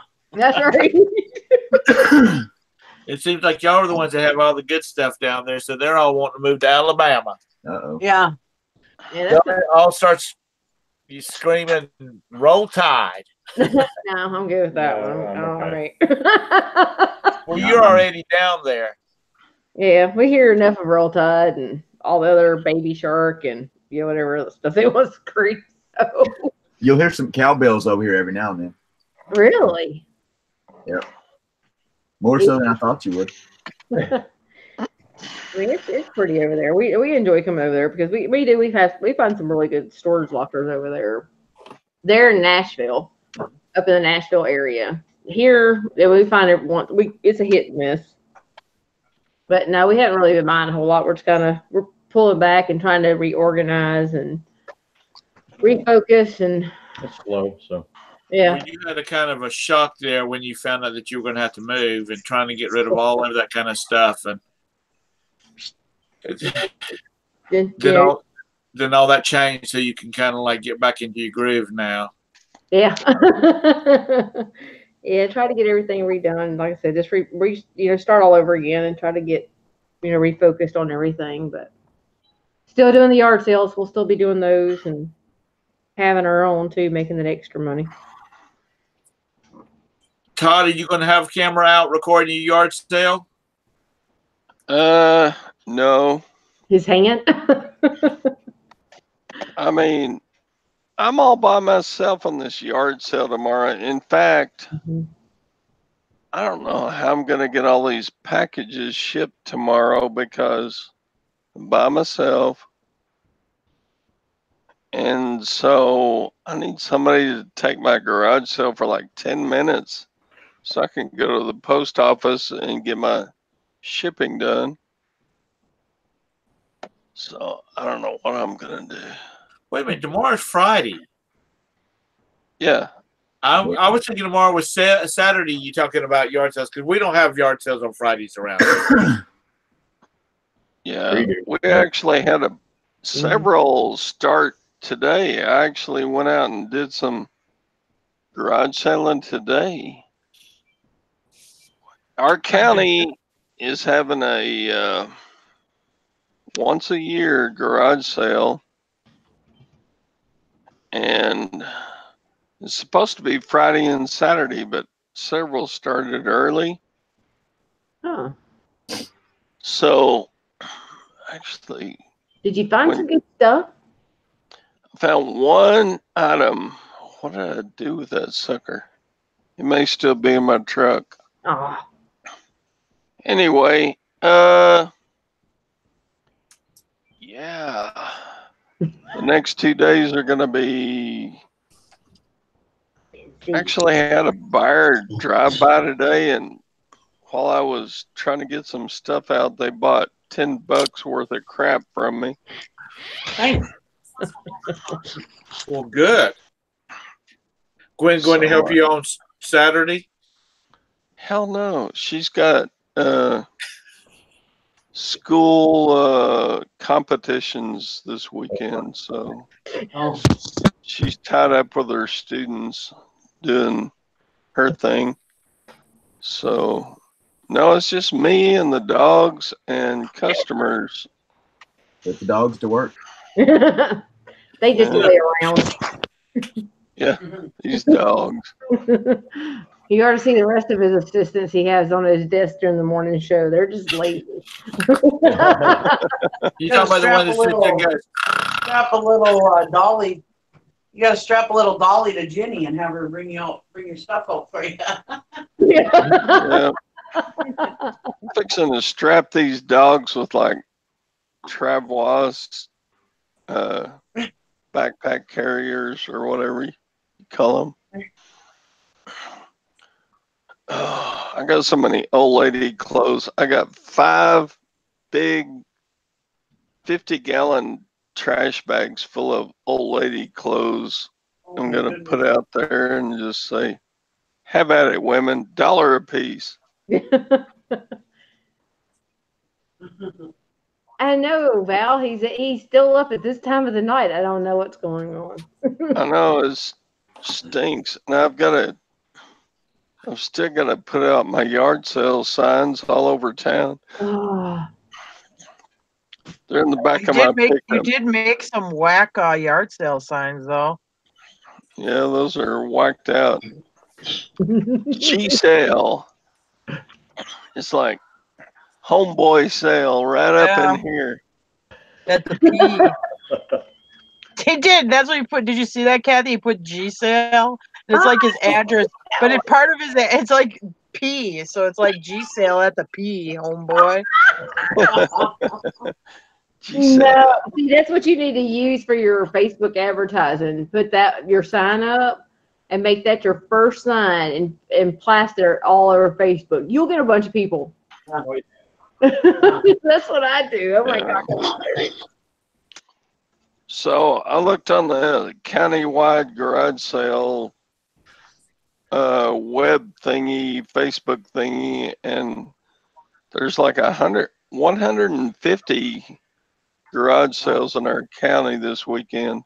Wow. Wow. And it's a big county, but the population is like 12.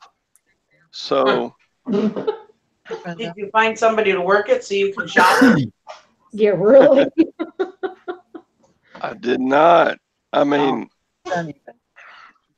it's a shame that I can't go out and shop the garage sales tomorrow because I got to work my own. But I got to do this because last year I made over $1,000 on my garage sale. Wow, that's amazing. Hard to turn that down. I know. Well, you can take that and go out shopping with it. Yeah, I should. Because I'm rich. I eat small watches. I've got like 20 watches to sell tomorrow. Tara, have y'all checked out any auctions that companies down there around you where your new house is at? I've not gone to any, but there's an auction house in town, and the downtown district is like 15 minutes from my place. There's one in town, and it's an agricultural area, so I will say, I mean, if I go auction zip it, I mean, if I do like a 50-mile search from that zip code, I mean, there'll be like 30, 40 auctions. There's a lot of auctions, and it's kind of an agricultural area with older homesteads and stuff. So, I mean, I think it'll be fine. You're gonna find some good stuff down there, but old salt stuff, like. Oh, I mean, I don't know what the buyers are like down there. I mean, they might be tougher buyers to go against, but we'll see what happens. If I can do this up here, I could do this probably anywhere. So yeah, you'll end up like Bridget, hiding from people, blocking people on your Facebook and your. No, because I don't make friends at auctions. Well, she doesn't either. Yeah, but she got in a talking relationship with that person and started helping them out. See, I don't do that. Yeah, step one. I'm not mean, and I don't mean that mean in a rude way, like I'm shitty or like I'm a because she's friends with that person. Yeah, I'm like when I'm at I don't want to be at an auction with my friends, honestly, because I don't want my friends there interfering with the time. It's like, to me, being at an auction is like being at school. This isn't a social hour. I need to pay attention. I cannot have you distracting me with chatter or stupid stuff like that. Step one is eye contact. You avoid eye contact because eye contact leads to conversation, and conversation leads to them wanting to pick through your box lot or not, or asking you to not bid on something because they want it. So it just starts out by just avoid eye contact. It doesn't take 1 second to miss out on something. Yeah. Yeah. Well, I'll tell you a story on Jim. I bought them for myself. We had this thing in Boulder Junction. It was the Red Crown Lodge. It was owned by Red Crown Gas. It's these light fixtures that are wagon wheels. They're cool. They're antique, standard oil, whatever. They're cool antique wagon fixtures. He's got them. He's going to carry them back to the truck. He has this old guy grab him by the elbow to tell him a story on these light fixtures, which Jim was being polite. He doesn't want to be rude, but he missed 1873 Springfield trapdoor rifle that sold for like, I don't know, 100. No, it was like. No, I didn't get to 2. I think it was like 175 or something. After you get work? Not tomorrow. Sunday. Saturday. When? Yeah, and that's why we don't like being distracted, because it's very easy for that kind of stuff to happen. Okay. So are you going to her house tomorrow night? Yeah. And I'm coming back. Yeah, I'd like for you to come back and spend at least one more day with us. Put yourself on mute.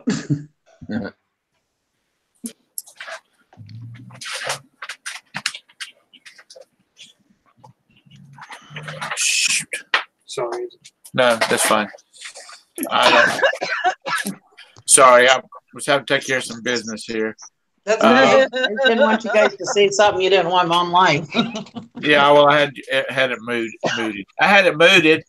No, you didn't. No, we didn't have it muted. We heard the whole conversation. Okay, well, Everything. I thought it did. Anyway. Yeah, he can't spend all his time with his girlfriend. He's got to spend some time with the friends. That's right. That's right. Yeah. I got to I don't care. Shit. Boy. Damn kids. Break your heart every time. You know, we hear Mr. Sadie talking about his grown ones, mine that are not not quite there, and then Jim and Tara's got Brandon, so they're getting a lot of information all about the new generation, which I forgot. Jim's got 2 already. Yeah, I got a 30 and a 27 also. Besides my 11-year-old.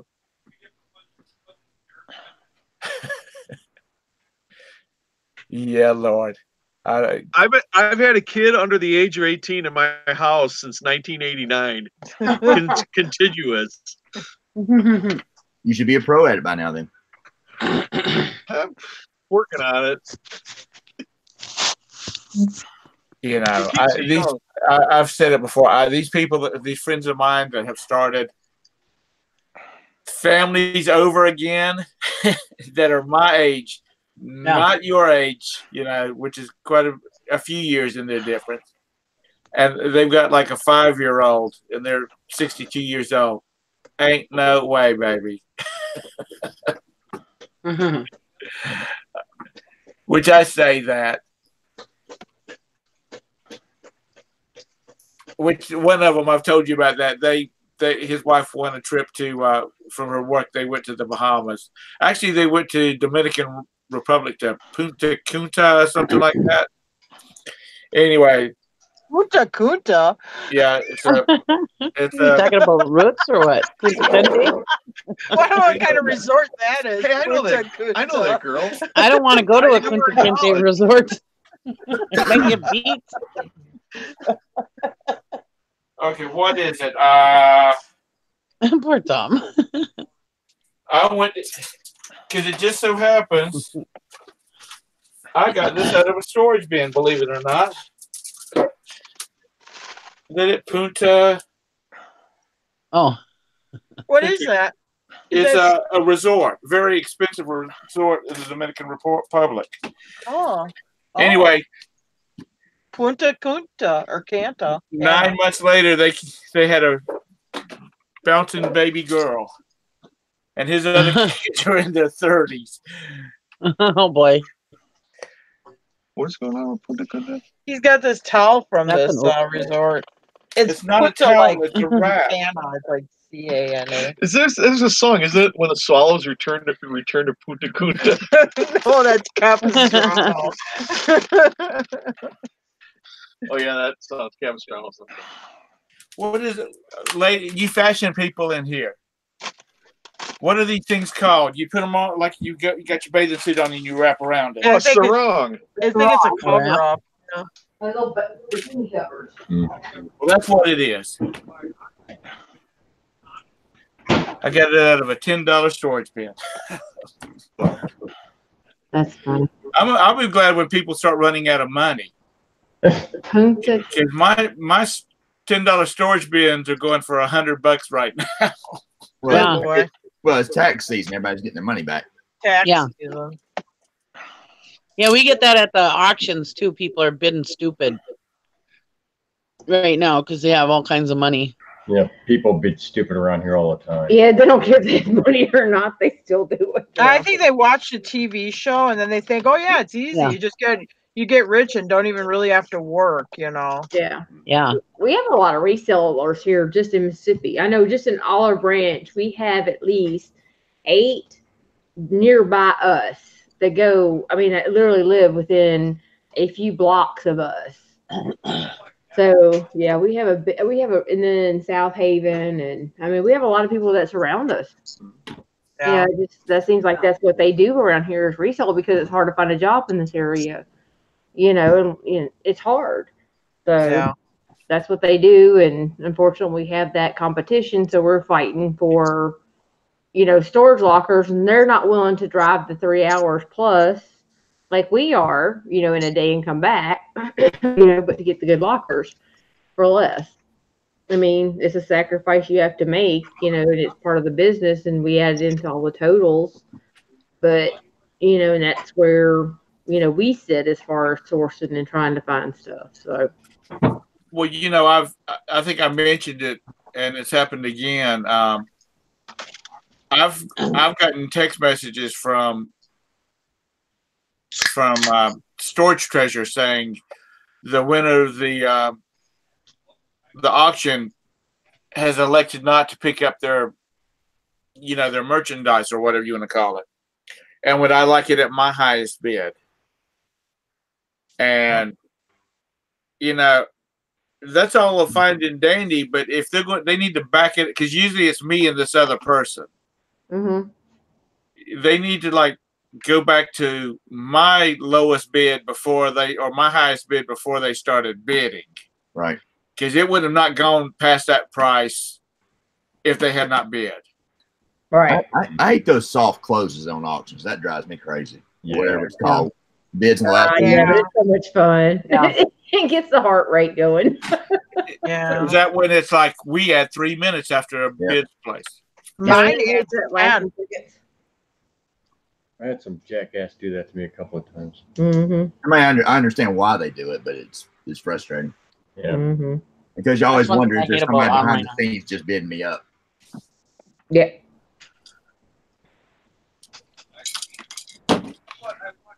I got a complaint from a seller on eBay. It's been years ago. Because I'm one of these people, I will, when I bid on an auction, I go ahead and put the highest price on it that I will pay. And then I forget about it. And I've been on some stuff, and they went above my high, it went past my highest price. And of course, I didn't bid anymore. And I got emails from these people saying, we consistently bid against each other, and then all of a sudden you stop. Are you, bidding it up for the seller? And that really pissed me off. And so I sent an email I forwarded the email to eBay about it. And they, because I didn't want them to get involved from their end. And they went back and looked at where, I had bid, and they could tell that, the first thing I did was I placed a bid, and my high bid way back at the beginning. It wasn't like I was constantly bumping up my price. And they told me not to worry about it. But, then I started thinking, well, are these people, are they trying to bid me, are they trying to bid me up, and I just hit my high price before they did? All right. What it was some 8mm lots of film. Hey, this was on an eBay auction? Pardon me? This was on an eBay auction? Yeah, this was on eBay auctions. And it was the other bidder. How was he able to message you? Because they have it now. If you look at the bid history, like let's say I'm bidding on something. When I look at the bid history, I only show the first and last letter. It won't let you. I don't think it lets you click on it and message that person. Well, this was a long time ago. Well, maybe they changed it in between. Because I don't really do much auctions anymore. They probably changed it because of that, because people were contacting everybody. Because I'm one of these people. I mean, it's like these 8mm films. Some of these people think they're sitting on a gold mine. Yeah. And they have allegedly have not previewed to see what was on them. And this one guy had 35 of them, and he was wanting $10 a piece for each one of them. And I sent him a message saying, if you want to do it, put a buy it now on it, I would give him I think it was $3 a piece, which is about what that's what about it averages out to. And boy, he was offended. He said there might be some good stuff on there, and I said, yeah, and it might be a bunch of stuff of somebody unwrapping their Christmas presents. Yeah, it's like they think they have the JFK assassination, right? The bullet. And now, mind you, I have I have a bunch of the Christmas ones, and I'm slowly scanning them. I'm gonna put them all up on eBay. but not eBay, up on YouTube. But they do. Some of these people think they put stuff out there and it's gold mine, and I'm too old, and I don't need it that bad. I don't know. I've been starting to use auctions a lot. So. Have you? Well, yeah, I've been like a lot of a different older stuff that I really can't find anything, and I've researched Worth Point and everything else, and I just kind of put it up there just to see what kind of what am I going to get as far as interest wise on it. It's like, and I've listened to Jim and Terror. It's like, I may either get what I want now for it, or I may get a lot more for it. Right. And I'm going to get it either today or I'm going to get it 5 days, 7 days from now. So either way, I'm going to still get the money, and I might get a lot more. Yeah. If it's a very common item, like let's say a Polaroid camera, you're going to know what the Polaroid camera is going to sell for, or a very common item. But like last week, I sold. They were they're cast iron. They were off of an old piece of farm equipment. They're grain drill cast iron ends that go on the ends of the box. Mm-hmm. No comparables in the sold. It's a very hard thing to research. I put them at auction for $150, and I sold them for $340. Right. And that happens more. It happens quite often. So I just would rather run it at the 5-day auction. Mm-hmm. It's like a safety auction. It don't matter. I need the money from 5 days from now too, so it's not a big deal, Right. And then I can kind of see track what kind of history if I don't sell it at auction, because I don't have a whole lot, but I'm starting, like you said, kind of looking at them, and especially if a lot of them win on bids more than they do buy it now, I kind of gauge them with there. And I always go shipping. It's that one. Am I gonna get more money with it buy it now, or am I possibly gonna get more money with the auction? And just kind of looking at it that way. And I'm pushing a lot more stuff because I have a lot of odd stuff out there. So yeah, I'd listen in the morning. I don't do best offer though either. I don't go take something and say, well, I'll price it a third higher than what it was, and then I'll see what kind of offers I get in. I don't do that though either. All right. And I get offers in. People offer me all the time. I just don't have best offer on my listing. Right. Okay. I don't like it because I can require immediate payment without the best offer. So if you want to buy it now, you're going to pay for it. I look at it as like you're asking for it. You're asking for somebody to pay less than you're asking. All right. I mean, yeah, I'll put out, but I'm not going to dress like I put out. So you got to take the initiative. Otherwise, just well, damn, Jim, as you put it that way, I'm going to have to not dress like I put out. Okay, fine. I guess. That sounds like a good analogy, Jim. I know. You got to make it work for it. Feels so dirty. That just sounds so much like a T-shirt. That was good. I like that. Talking about requiring immediate payment, that frustrates me. I can't believe that eBay allows somebody to purchase something and not pay for it immediately. Exactly. I don't know, but they do it because you have best offer on your thing. Because if you don't, I require immediate payment. Right. I'm just saying. I think that should be a default. If you buy something from somebody, you should have to pay for it immediately. Yeah. I agree. Yeah. If somebody makes you an offer and you accept their offer, it should go through just like they hit buy it now. I mean, across the board, whether it's an offer or auction or whatever, What other platform can you buy something and not pay for it? Yeah. I was going to say something. I totally blew right out of my head. Uh-oh. Oh, boy. That's no fun. I hear the wind whistling. I know, right? It's not the first time either. You'll gather your thought. Don't worry. I'll think about it at 3 o'clock this morning, then I'm going to tell everybody. I know, right? Squirrel. Damn. Because that's how it works around me. I'll think something will slip my mind, and then I'll remember it in the middle of the night. Oh, trust me too. I understand. Mine opens up. It's like, what the hell? Won't shut off to about 5. It's like, oh, it's a good sleep too. Oh, I know what it was. Was it Jason Banero? Banano. That's all he does is auctions, isn't it? Isn't that what they say? Everything he sells. He does it a lot like me. He runs them at an auction, and then if they don't sell at auction, he puts them at the buy it now for whatever his opening price was at auction. And I think a high percentage of his stuff sells at auction.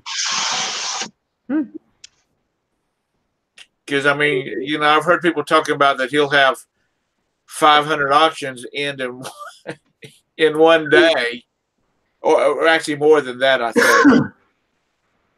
Yep. That's crazy. But is that what you do, Tara? You do most of yours at auctions?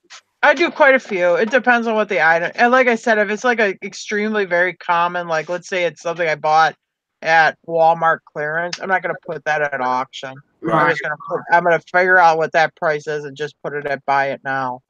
But if it's but I do end up getting a lot of what I call like unusual stuff, like these grain drill ends or you know architectural salvage. I'll always run that at auction first. That reminds me. If you research something and the value, it sold for a month ago for $100, but there was like 3 or 4 of them available at that time, maybe that's what the market was. But you could sell an identical antique, like a piece of antique salvage or architectural salvage, a month later. There's no other ones available. Someone needs this to complete a set in their house or something like that. They could pay $300 for that thing, especially if there's 2 people want it. If you put it on auction, why walk away from that? Well, I mean, I'll roll the dice for 5 days. It's only 5 days for crying out loud. Yeah. And then you can do your buy it now. You can do your, if you want to do best offer, you know, you can do it that way or whatever, but I'll always do the auction just in case. Why take chances? Yeah. And that's what we've been doing a lot now, because it's just like I see a lot of bids or it's something I can't find anything on. It's just like, okay, well, I'm going to take the chance. I need to see what activity I'm going to get on it. And it seems like it brings activity into my eBay store too. Like if I get, like I haven't listed really for a week, so I'm just getting back to listing now. But like I'll get, you know, auctions on, let's say 10, 15 items have bids on it. It just seems like I'm just all clogs are kicking right then. You know, it's just everything's clicking in gear and everything's working better. That's for me. You know. And you don't do 5-day auctions, right? You don't do 7? I do 5 days, yeah. Okay. Yeah, I've been kind of teetering with a little bit. I don't do the 3 days because I think they cost $1. I do a 5 day.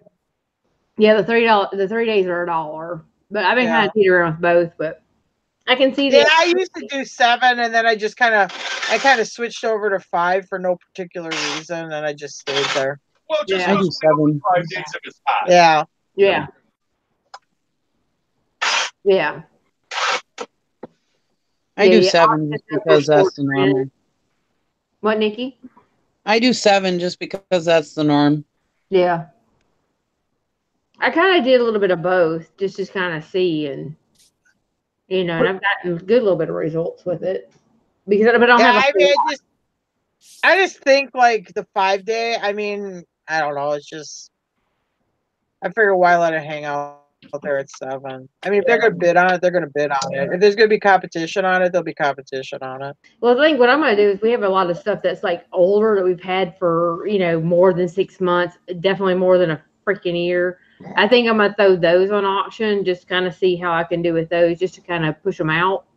You know, still make a little bit of money, but not worry too much about what I make on them, just to get them out of here. What I do with those, not that there's anything wrong with doing the auction, but what I do with those is I will go through my inventory and I'll roll back my prices by about 10% on everything that's sitting. You know, anything that's been sitting for like more than a week. I don't see a lot of watchers. I don't see a lot of movement. I'll start rolling the price back like 10% until eventually I hit market, or it becomes so low price that it's not really worth the shipping. You know, if there's a return on it, am I going to be out money if they decide to return it or something like that? Then I'll just pull it and donate it.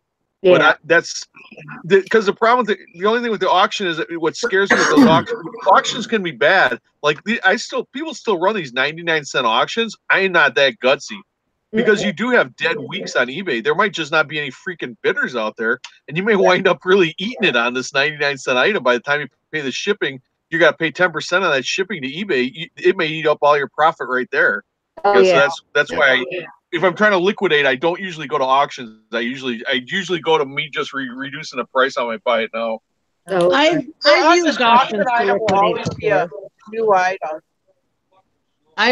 I've used auctions to liquidate before, and it's worked out for me. I just make sure that my shipping is high enough so that if I do eat dirt and get 99 cents or $5 or whatever I started out, some low bid that I started out at, I make sure that the shipping is covered.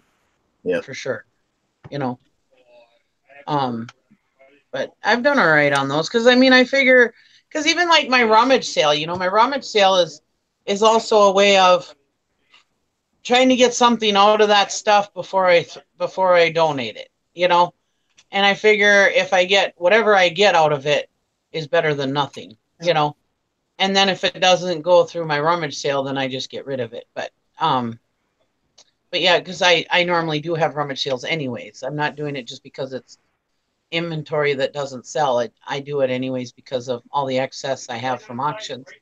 All right. But and I do pretty well at those. But yeah, I had a I'll friend throw it. who I'll actually- throw it up on an. I'll throw it up on an auction, and there's lots of times I've thrown up 99-cent auctions, and you know if you sell 100 things at 99 cents, that's $100. You don't have to make $1 million off of one thing. You have Right. to make $1 off a million things. You know what I mean? Right.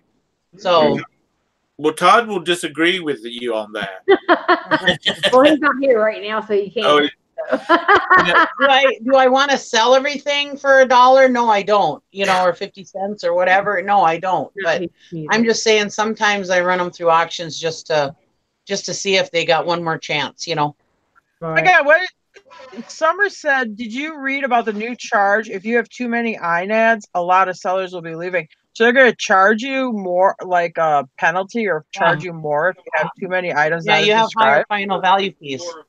But see, that's the bad thing is because a lot of these buyers would use that just so they don't have to pay for the shipping back. Yes, I agree with you. I mean, there's a lot of buyers that are very savvy that are like, well, I don't want to have to worry about paying the return shipping, so I'm just going to pick an item not as described. And that's what they do. I've had a few of them. They're brand new buyers. I mean, I'm getting shitty buyers here the last few. Well, weeks. and it sucks, but that's when you're going to have to start watching your account and start calling eBay and fighting everything. So I have. They're going to find out that that's a big pain in the butt because you got to, because like one time, you know, I used to, because it was never a big deal. So like if a buyer canceled, asked me to cancel or whatever, I would just put on there, cancel it, and I wouldn't even pay attention to what I was putting because it didn't really matter. But then when they changed it, all of a sudden my metrics were terrible because I just wasn't paying attention to it. I was just like, yeah, just cancel the item. You know what I mean? I click whatever. And I didn't always click buyer wanted to cancel or whatever. Well, when they changed it over, man, my metrics were horrible. Oh, So yeah. yeah, we just have to start watching our account and just making these buyers and stuff be accountable, you know, and we'll have to call eBay and tell them, hey, this is not, item is not described, you know, or discuss it with I know it takes a lot more time, but talk to the buyer in messages and try to get them to admit that it doesn't fit or they broke it or whatever, you know. Right. I mean, we've had two that we've had to pretty much, that they left us alone. They finally, you know, pretty much, they wanted all this money back and said it wasn't described. It's like we told them, no, it's sealed or something, you know, like it was sealed. So we gave it, you know, it was the name that was actually on the product. You know, and they opened it up and looked at it. It's like, but they wanted their money without returning it. It's like, yeah, I'm not doing that. You know, I told them to open and return like 5 or 6 times. They never did. So, you know, don't, you know, but it's hurting us as, you know, sellers. You know, because it's brand new. I think some of them fish for partial refunds. Yeah. Yeah, a lot of them do. Oh, Yeah. I've had them do it all the time, but I already have. I had that already done up to where I'd send them a message, and then once they don't answer me back about what I send it to them, it's just like, because we have a stamp we put on every product that we send out that no one else can see but us. So it's like, okay, once you send it back and I review the product and I can see that my stamp is on there, then I'll refund your money. And it's just, I stop those automatically. So it's just kind of like, I don't do that. You're not going to push that button. Sorry. Yeah. A lot of them, if you push back and say, "Hey, send me a picture," or send it back, so they back down. Oh yeah, quickly. Or open a return. And if it's damaged, if it's like something that's damaged in shipping, like I got this item and it's broke. I mean, they have to take a picture of the item and have to take a picture of the packaging because, like, that's part of your insurance claim. You're gonna need those pictures. So yeah, we ask them for that before we refund any money, so that we have those pictures for the insurance claim. Like, let's say if it went priority shipping or had insurance on it. It's been, I guess, 2 or 3 years ago, I sold this an item. I don't remember what it was. I do. It was some walkie-talkies. They got them, and they said they didn't work. I said, well, send them back, and I'll refund your money. Well, they sent them back, or they sent a box back, but there was nothing inside the box. Oh, and I called eBay about, I sent them an email saying, I'm sorry you forgot to put the items in the box. Well, yes, we did. Well, then I got eBay involved in it, and I said, it cost me $16 to mail these down walkie-talkies because they were big commercial deals. Mm-hmm. And I said, and they sent them back for $2.36. Yeah. Red flag. What's up with that? Yeah. Yeah. And they sent an email to the people saying, we believe, because of the weight difference, we believe that you forgot to put the items back in the box. And then they still wanted to find it, and I said, that's fine. I'm going to just turn it over to the post office. And guess what? In about 3 days, my shit showed back up. Huh. But well, they said we're talking about the 99-cent auctions. The guy that actually told me about eBay way back down in the beginning. Afterwards, yeah, because of the weight discrepancy. He would sit at night and he would watch all these 99-cent auctions going off. And if it was something he thought he could make some money off of, he would buy them. And, it cost him 99 cents and $2 and some cents to ship it, or whatever the shipping was. And then he would turn around and all week long, because this was when Mr. Lister was available, he would set up all these listings for an auctions, and they would start at 9 o'clock on Saturday, and they would end at 10 o'clock on Sunday. He would do 1-day auctions on them. And he sold not 1-day auctions, it was 1-day auctions. But he would start them up higher, and he made a ton of money off of those damn 99-cent items. And like y'all said earlier, people are starting them off at 99 cents thinking that it's going to start a bidding war, and it never happened. Yeah. I don't start an auction for less than what I'm willing to take for the item. Yeah, exactly. And I know there's some people are like, well, that's not a real auction. Well, yeah, but this online eBay crap ain't like a real auction. So yeah. I don't really is a real auction, though. When you go to the live auctions, they don't start shit at $1. No. True. They started up what they think they're going to get for it. Exactly. Or hope they're going to get for it. And then they go down. And they go down. And then they go down. And sometimes you get it for $1 at the end, but yeah. And some go up, When I've watched online auctions online or on the TV, they'll start off at say $100, and it'll go down to $1, and then somebody will say $1, and then the next thing you know, it's at $200. Oh yeah, that happens a lot.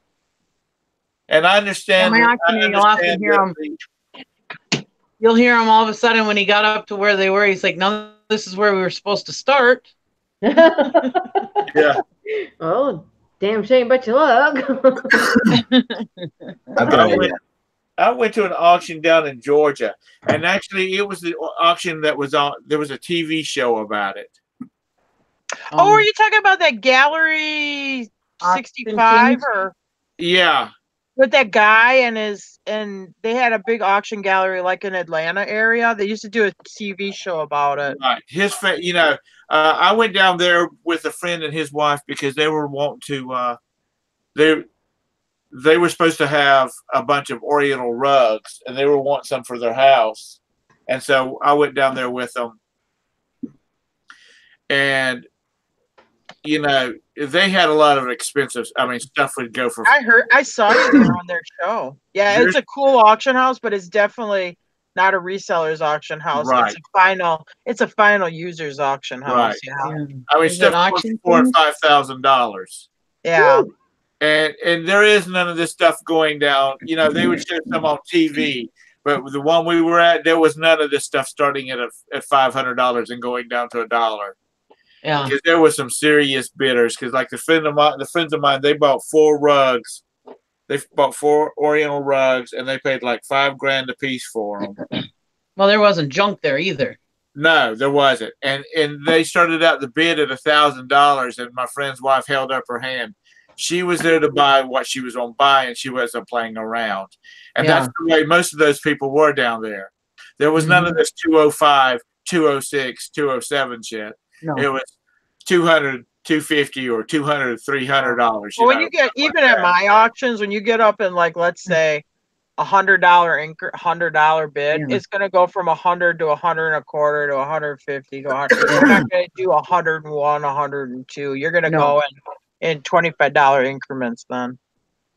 At the lowest $10 increments, but yeah. Yeah, after he gets the second bidder to hesitate, like if the second bidder will hesitate at 200, then he'll say, 190 just to try to eke out a little more. Yeah. They had some really fantastic stuff down there. Oh, I've seen the stuff on the TV show. They get some really cool, rare, unique items. I would love to go to it. They have that rearing horse in the TV show that's out in front of their thing. I'm like, oh yeah, I want that. Those are the people I say have more money than brains. What's that? What? Those people that just bid like that crazy. They have more money than brains. I mean, I've done it at an auction where if it's something that I, for whatever reason, I'm going to buy myself as a final user, I will definitely bid different than if I'm going to resell it. Oh, me too. So, Me too. I mean, I try to get it for a decent deal, but I mean, I'll go bid something up, you know. Yeah. I mean, the people at my auction, they know when it's something I want because I don't back down. That's something I want, you know. And you know, it's like these friends of mine. They knew what these carpets would. They knew what these carpets were going to go for. Oriental carpets, depending on the size, depending on the maker, antique ones. I mean, some of those are worth $5, $8, $10,000. Yeah. Well, one of the ones that they bought once they got back to Charlotte, they had there's a company here that they clean them, and the guy that owned the company offered them $10,000 for it. Yeah. But it's still sitting. It's still on the floor in their living room. But I wouldn't want to walk on it if it was worth that much. I know. You definitely don't let anybody in with their shoes hey, you on. dogs better not like tinkle on my carpet or shed or anything, you know. That lady I You definitely got to take your shoes off at the door. The lady I caretake for, she bought this little rug. It's small too, and she had it shipped about the size of a U.S. flag, like 3x5. Okay, so it's a southwestern woven rug. So she gets it and she puts it near the door in the house, and she has a hard tile floor. So the construction, or if I had a guy there, like a service guy, to look at, they have this fancy refrigerator. It would be always on the fritz. So I'd have a guy. These guys would come in. They'd have dirt on their shoes. They'd walk to the rug and wipe their feet off on it. So I finally moved the rug way out in the middle of the room so people wouldn't wipe their feet on it. I look when she got it. It was an $800 rug. Oh my God! It's hand woven. It's from from Navajo Indian weaver or whatever. So it's this $800 rug that when you look at it, she's got it on the floor near the door. Your natural response is to wipe your feet on it. So I had to move it way away from the door. Oh my God! It's funny. I wouldn't have known that except when they delivered it to the house, I had to be there to pick it up because it came when they weren't up. So when the guy gave it to me, it actually had the invoice with it, what it cost. I'm like, holy cow! They had at that auction company down in Atlanta, they had some guns, And they were, you know, they were real upfront about it. They said, we were told that these guns were in this war and blah, blah, blah, blah, blah. And they said, we cannot find any proof that these guns were ever in that part of the country. And then why are they saying that? Because of stories in the family. Oh, okay. Yeah. Or they trying to say they were like Civil War guns or something? Yeah. Yeah. And he said, we cannot find any proof that that's what they were ever used.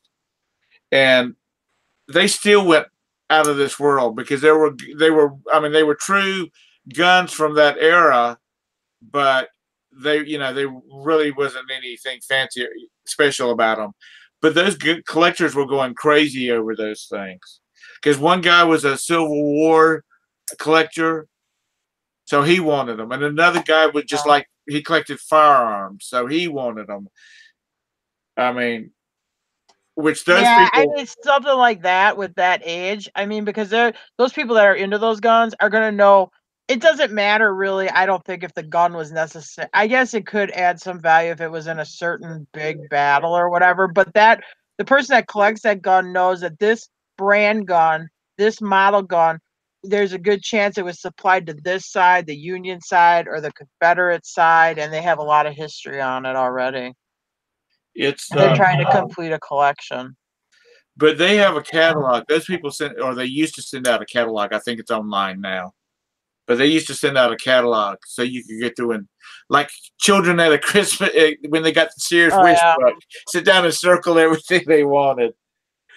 But I had a friend that got the Sotheby's catalog when they were auctioning off all of Jackie Onassis's stuff up there in New York because they placed a bid on her. She had two saddles there. One was a Hermes and the other one was a Steuben, and they tried to get one of them and they got outbid on it.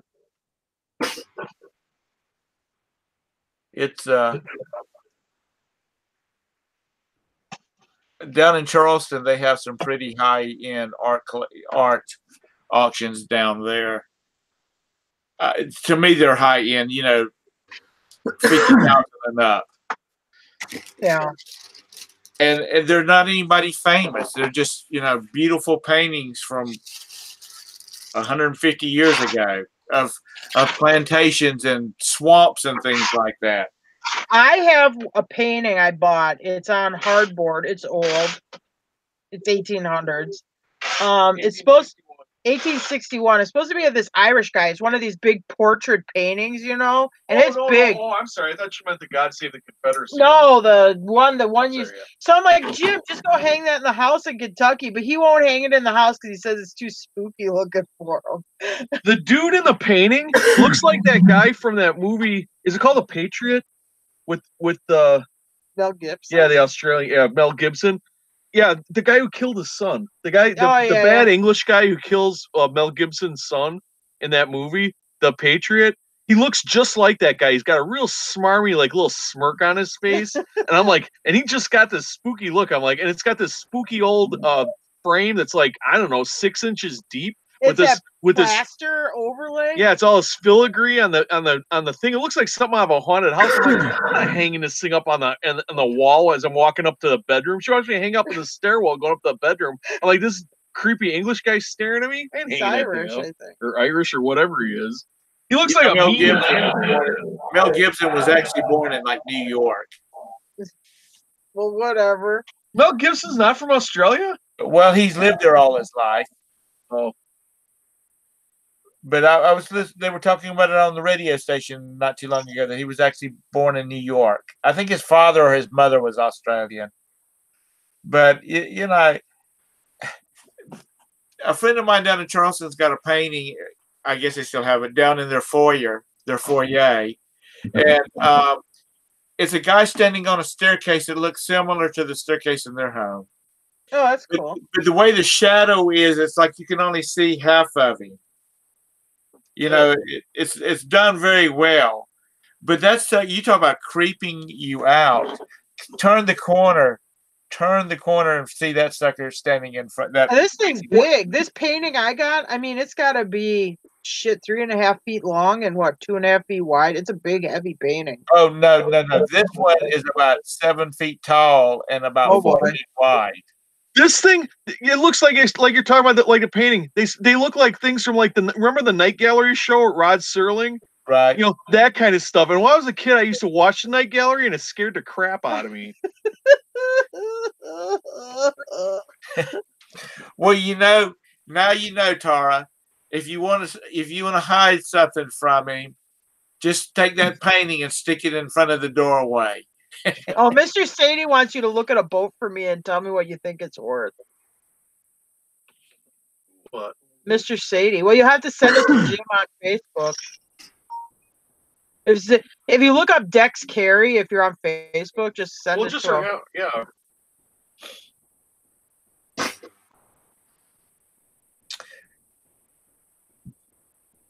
Jim's gonna miss having all the boats.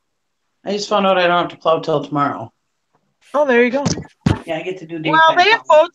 They got quite a few boats down there. Now, I don't know if they'll be as reasonable sometimes as we get them here, but Yeah, and I whatever. ain't giving up none of my boats. All my boats are coming down with me.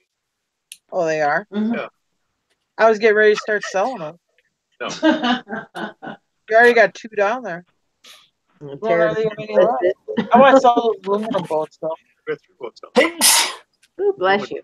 Oh, it don't count as a boat.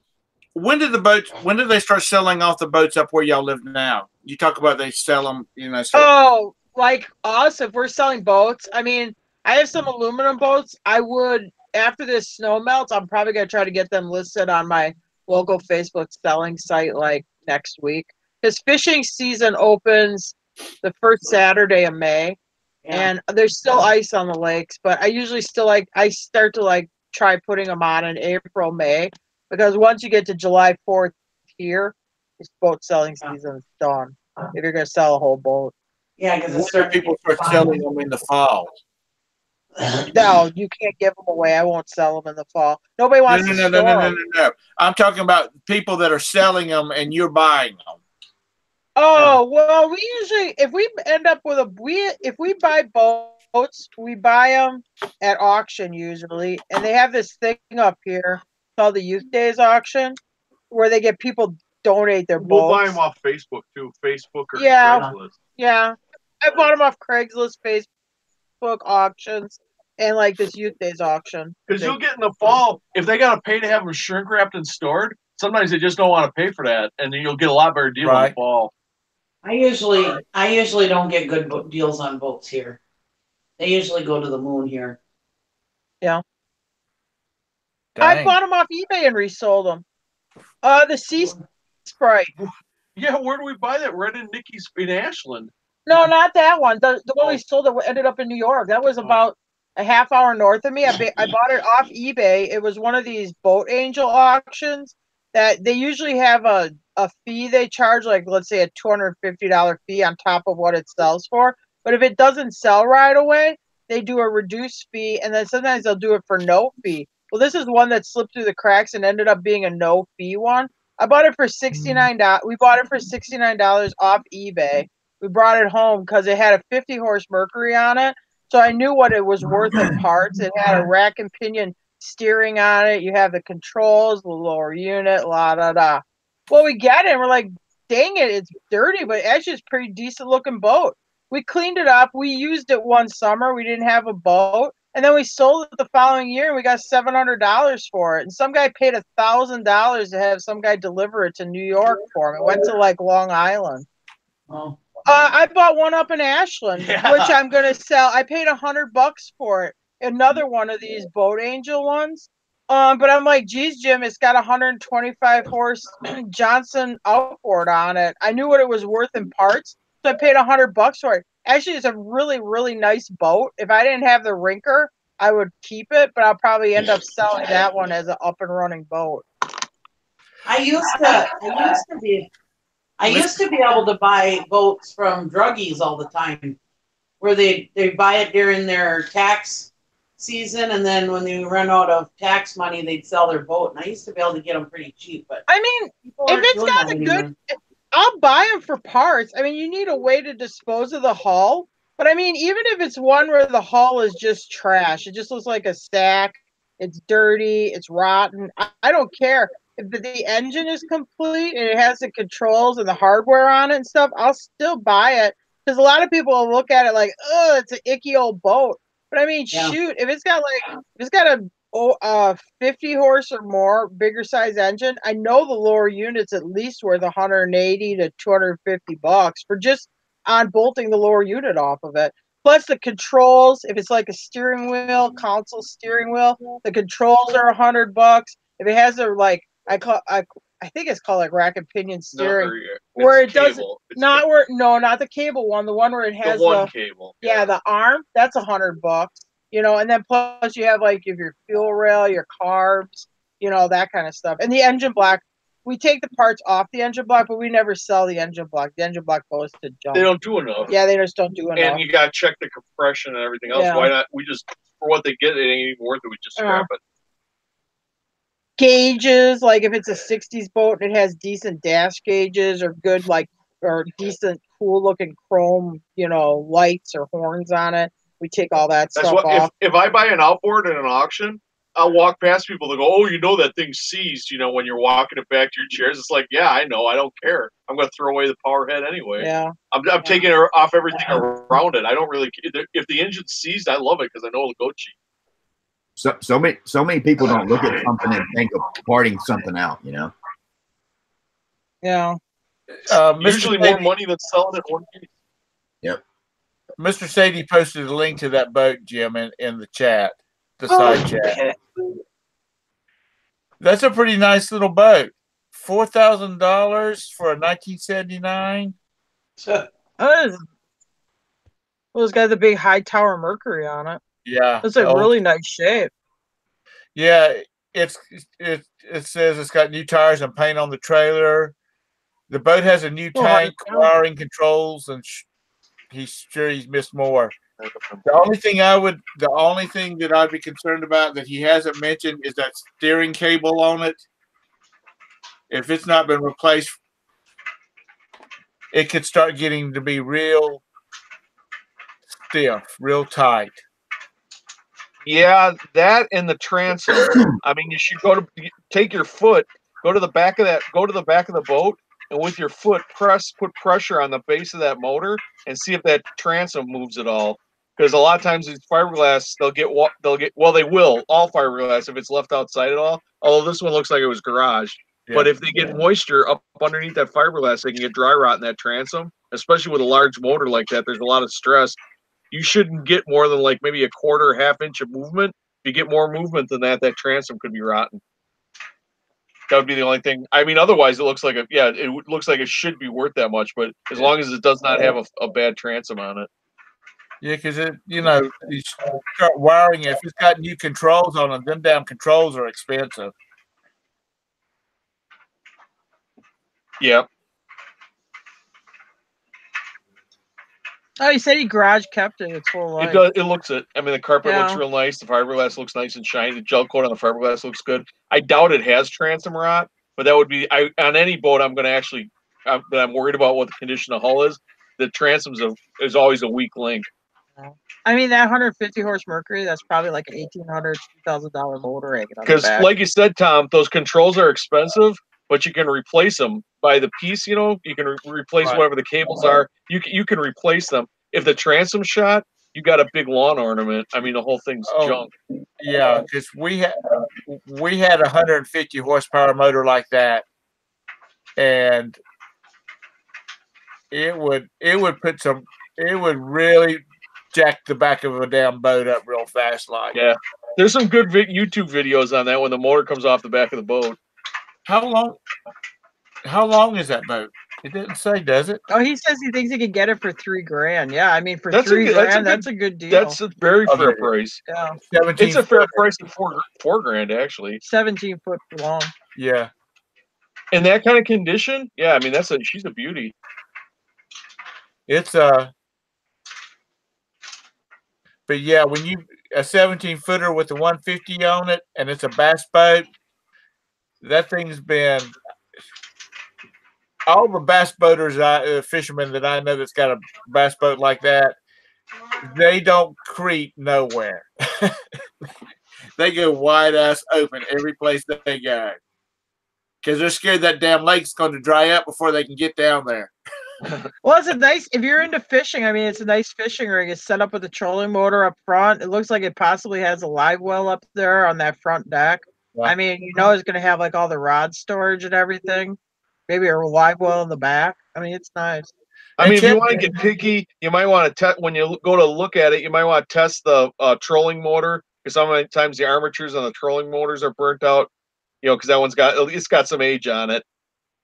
But I mean, even if the trolling motor was shot, I mean, it's still worth the. If you can get it for $3,500, you're still doing pretty good. It's it'll get you down the river. Oh. My dad had a friend that had a 20-foot Ranger bass boat. And that thing must have been 8 feet wide across the back end of it. That's the way it looked. You know, I'm sure you've seen them. They just look like they're so wide on the back. And it had a 300 Mercury outboard. Oh, yeah. And we got a 17-foot Sylvan, but it's got a 90-horse Mariner on it.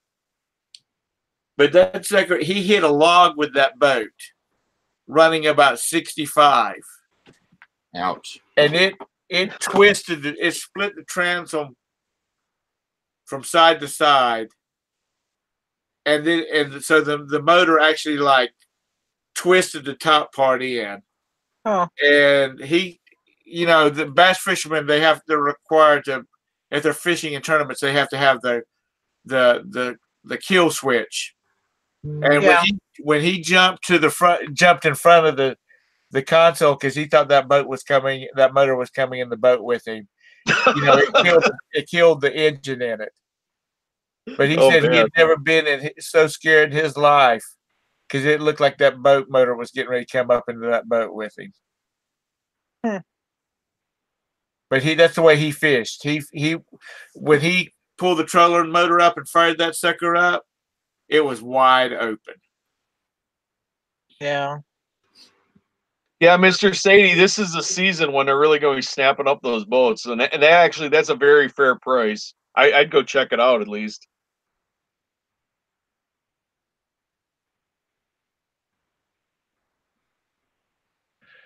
And the other thing you can do is go on YouTube. There's a million videos on what to look for when you're buying a fiberglass boat. I mean, there's a whole bunch of them that you can check out that'll give you the rundown of what, you know, like just a bunch of things that you would not think to look at when you were looking at one.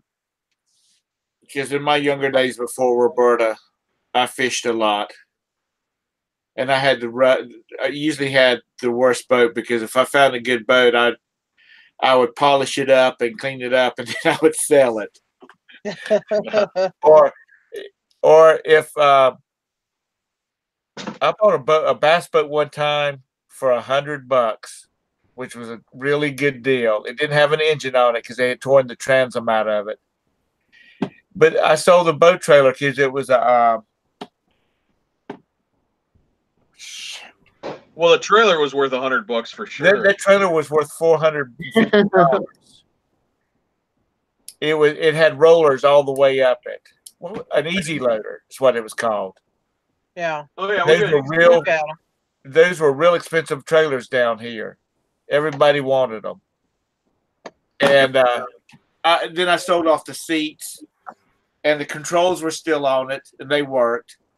I mean, I pieced it out, and then took the boat hole up to the landfill, and they crushed it.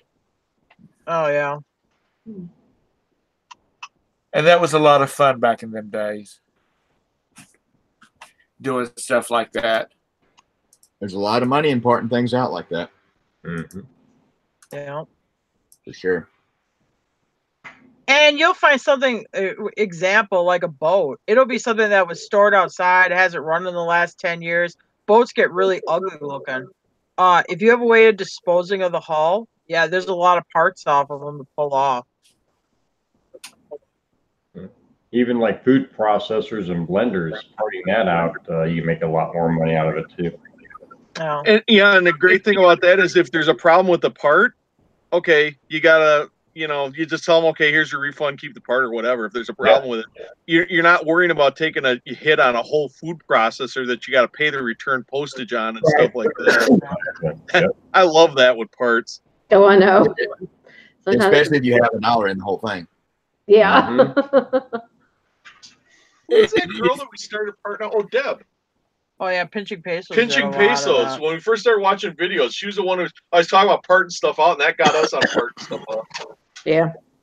And if you ever go to a Walmart in the fall, and when they start clearancing out their sporting good stuff, if you ever see like one of the plastic propellers for like Minn Kota or one of those trolling motors, scan that sucker. Because I bought 3 Minn Kota. They must have been 12 inches from end of blade to end blade, for like $4.50, and those things were going for like $25 online. Yeah. Because those things get those propellers. Anytime you can find propellers. Is a good deal, because that's what people knock the fins off of, especially the ones in the south where they fish Lake Marion a lot. Oh, we can't find that. That's one of the first things that I started on eBay with was vacuum cleaner parts. Yep, I've got a Dyson in the garage I need to part out. I used to go get them on the spring cleanup. People throw out all the old vacuums, and there would always be a guy that would come around and snip all the cords off, but I didn't care because I sold everything else, Yeah. He was probably going after the copper. Yeah. Yeah. I get them for free and take them home, and there's nothing to it. They all use the same screwdrivers, same Phillips screwdriver, and you just unscrew a bunch of parts and list them, and they're pretty easy. Yeah. Before we started doing boats, we were really doing snowmobiles, honestly. I mean, we were selling a lot of snowmobile parts for a while. We don't see too many of those down here. No. But you can sell the parts anywhere. But you can sell the parts anywhere. That's a great thing about them. Because Skidoo, there's a Skidoo engine that they use a lot in ultralight application. Yeah, if you had some Yankee took a snowmobile with him or something and passed away, and a widow's selling the sled, you can still part it out down there. Yeah. And then I get into tractor parts and car parts. I make all kinds of money on that stuff. Yeah.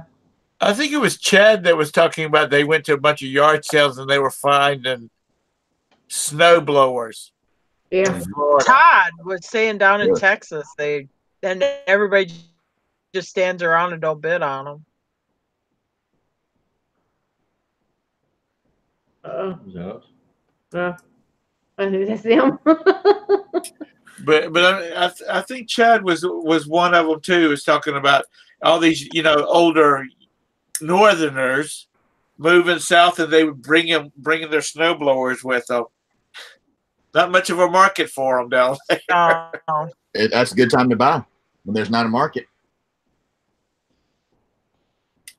Yeah, Mr. Shea, buy it while your wife's out of town. That's probably the best way to do it. There you go. Ask for forgiveness, not permission, baby. Exactly. Find snow blowers and then take them back. Forgiveness, not permission. That's why I tell my husband he's so lucky to have me, because I know the importance of all this stuff. That's right. Gary went to an auction and bought $6,000 worth of tractors, and I didn't even bitch at him. I know. It's like, hey, see, I understand. Wife would be pissed. What did he do? What did he do with the tractors? They're sitting in my yard. Gary he never sells them. He's still got them. No, he's parted some of them out. Oh, yeah. I thought tractors were Gary's naked lady pictures. They never get sold. It's hard, he said. Oh, yeah. No, he parts them out. Slow but sure. You just plug me. It's there's a guy down in Union County, South Carolina. and he buys old 70 pickup trucks, and he totally restores them, and he sells them to rich preppers, what he calls them. Mm-hmm. They have nothing. If there's a EMP, there's nothing on them to blow out. And so he goes and buys $100 pickup trucks and redoes them, and then he turns around and sells them for big money. But he's also put a bunch of money into them. Well, being us with tractors, you know, we like to see them get fixed up and running again, you know. So it is really hard to part out some of these tractors because. But yeah, if you get one that's beyond repair, then it's not so hard, because then you realize that, hey, we're sending out these parts to people who are going to get these relics back on the road, you know, back on the field. So it's not as hard when we know that they're going to be, you know. Are these steam tractors or just early model tractors? Just gas tractors. John Deere farm, all that kind of stuff. Yeah, we watched, what was it, The Strange Inheritance tonight, and that they did a John Deere thing where their dad had collected. It was just this huge warehouse of just John Deere's from what it was one from 19 something or 19, where they had the old wooden, and the grandfather had taken it and restored it from like 1930s, 1940s. And left it to his great-grandson. And it killed the family just to even let go of those John Deere's, but that's what, it was over 100 of them. But their grandfather and dad wanted them to do that. But they kept a bunch of them. But it was tears, because it's memories that you have, but it's going to other people that are actually using them too, which was actually kind of cool to see. Yeah. That Strange Inheritance was kind of cool. It's just like, wow, it's kind of, you know, to see the different things that people find. It's like, wow. Yeah, we have a tractor that both of his grandpas owned, and yeah, he'll never sell that one. No matter if it's not running or not, it'll never be sold. Yeah, and that's just history. That's good though. Well, oh yeah, he keeps reminding me one of those $6,000 tractors was for me. It happens. And my building that's sitting in my yard was still that $6,000. Well, you should get that building up, and then he could park his tractors inside of it. That's right. No. I like your way of thinking. Shut up, Tara. Still gotta get that building up either way. Jim and Tara, did you see where Mr. Sadie invited y'all to drive up tomorrow night so y'all could go look at it with him on Saturday? Yeah, there's a snowstorm here right now. I don't think we're going to have 5 bedrooms. Hey, you might want to go down there. He's in Missouri, ain't he? Yeah. Well, you can bring it over to Green River Lake, and then we'll go out on it together. Yeah, really. It's boats.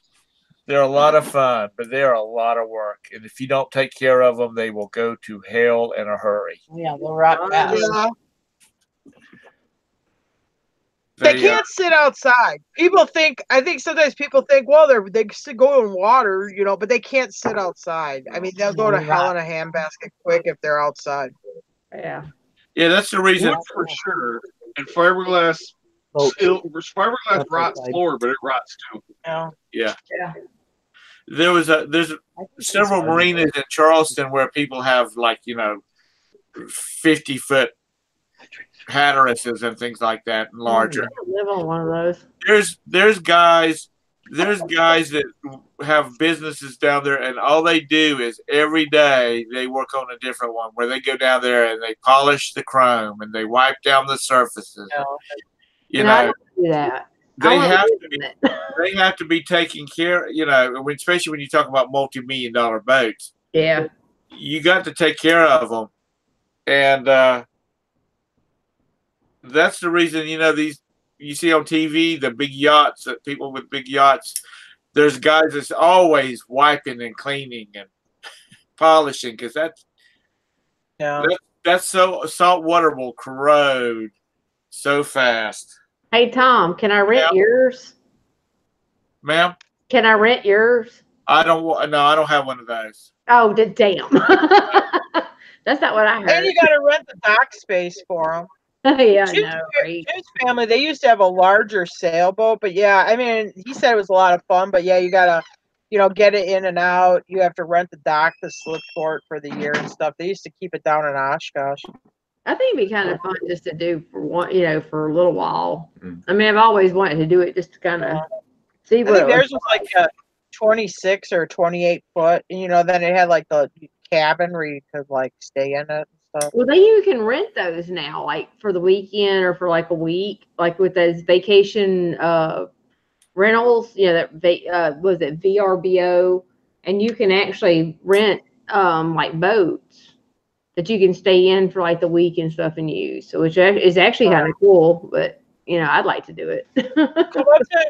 Come up to Kentucky. It's like the houseboat capital of the world, and they have those like cool houseboats that they rent out to you, and then you stay on the lake and stuff. Oh, well. Yeah, I'll go. We have a place up here. We have a place up here on Lake Vermilion that does houseboat rentals, and us and another friend, another couple, they we all rented one, and I mean it was so much fun. Oh my god, I just loved it. My fishing pole. Oh, they're really nice. I mean, they're like they are really nice. Yeah, I loved it. Oh my god, it was so much fun. I can't wait till we do it again. God, I just loved it. I went and checked out the boat landing at that Green River Lake. I mean, they have that big like houseboat dock slips where they do those rentals and that. I mean, it goes way out. It's pretty big lake. And you go out on these docks. You got all these houseboats, but I mean, they're large cabins on pontoon boats. I mean, they're big.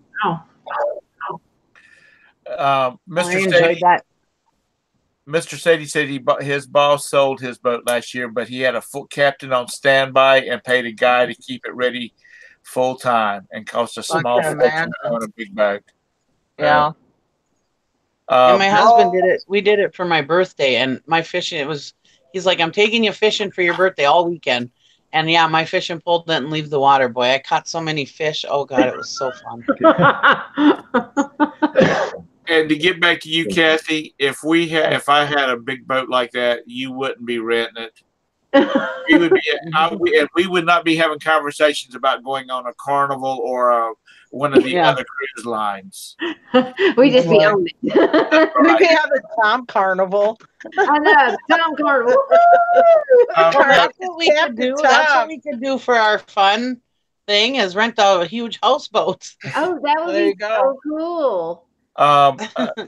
Some people I know in Charleston, they actually went down to Miami and rented, I think it was like 70 feet long.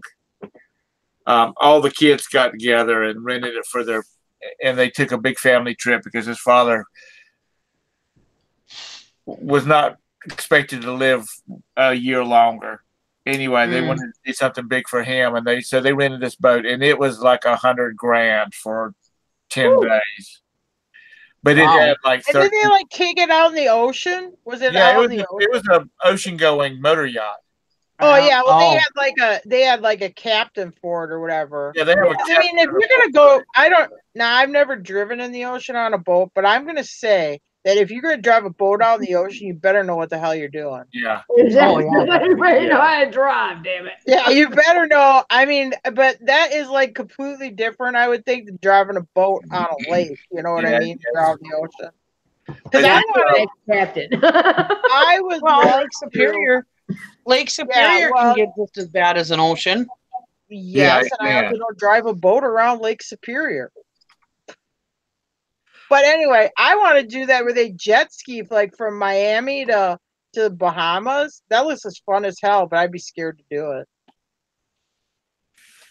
it. These folks had a full crew and the captain, and it was like it was their own private yacht for 10 days.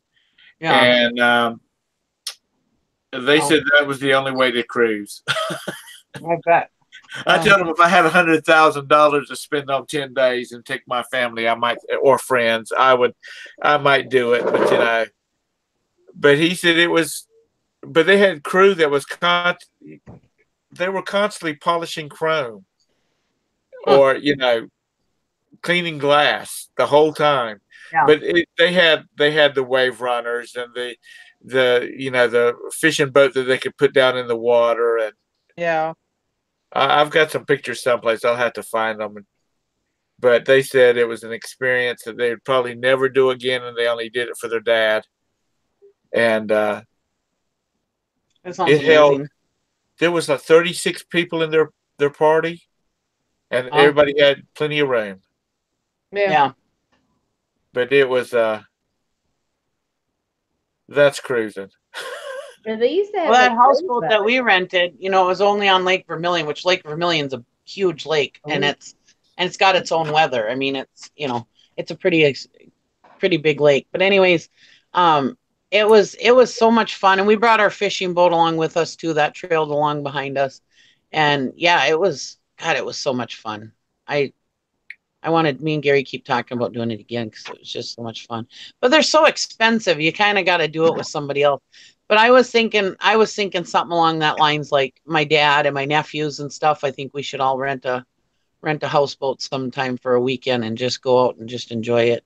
Yeah, I want to. And they have places that you can stop along the shores and stuff. Mm-hmm. And they have places like casinos and restaurants and stuff that you can stop. But we didn't do any of that. I did a whole bunch of cooking before I left. And then I caught enough fish to feed us all weekend. Oh, man. You want to see something that looks fun as hell? Go on YouTube and look up Lake Cumberland. I mean, that is like party zone on water. Oh, if you want to have a good time on water, check out the videos from Lake Cumberland. We have You're gonna see a lot of girls in bikinis, so you probably aren't gonna really want to pay attention to that part, and you're gonna maybe see some girls with not much bikinis on, but that's a huge party zone there. Well, we can't go there. And so we have a bunch of like 16-foot wide, 55, 60-foot long houseboats, and they're like houses. I mean, they've got 2 and 3 bedrooms and 4 baths, and you can rent them. And then some people have them as their weekend home and things like that. And I mean, they're like $100,000, and they're pontoon boats.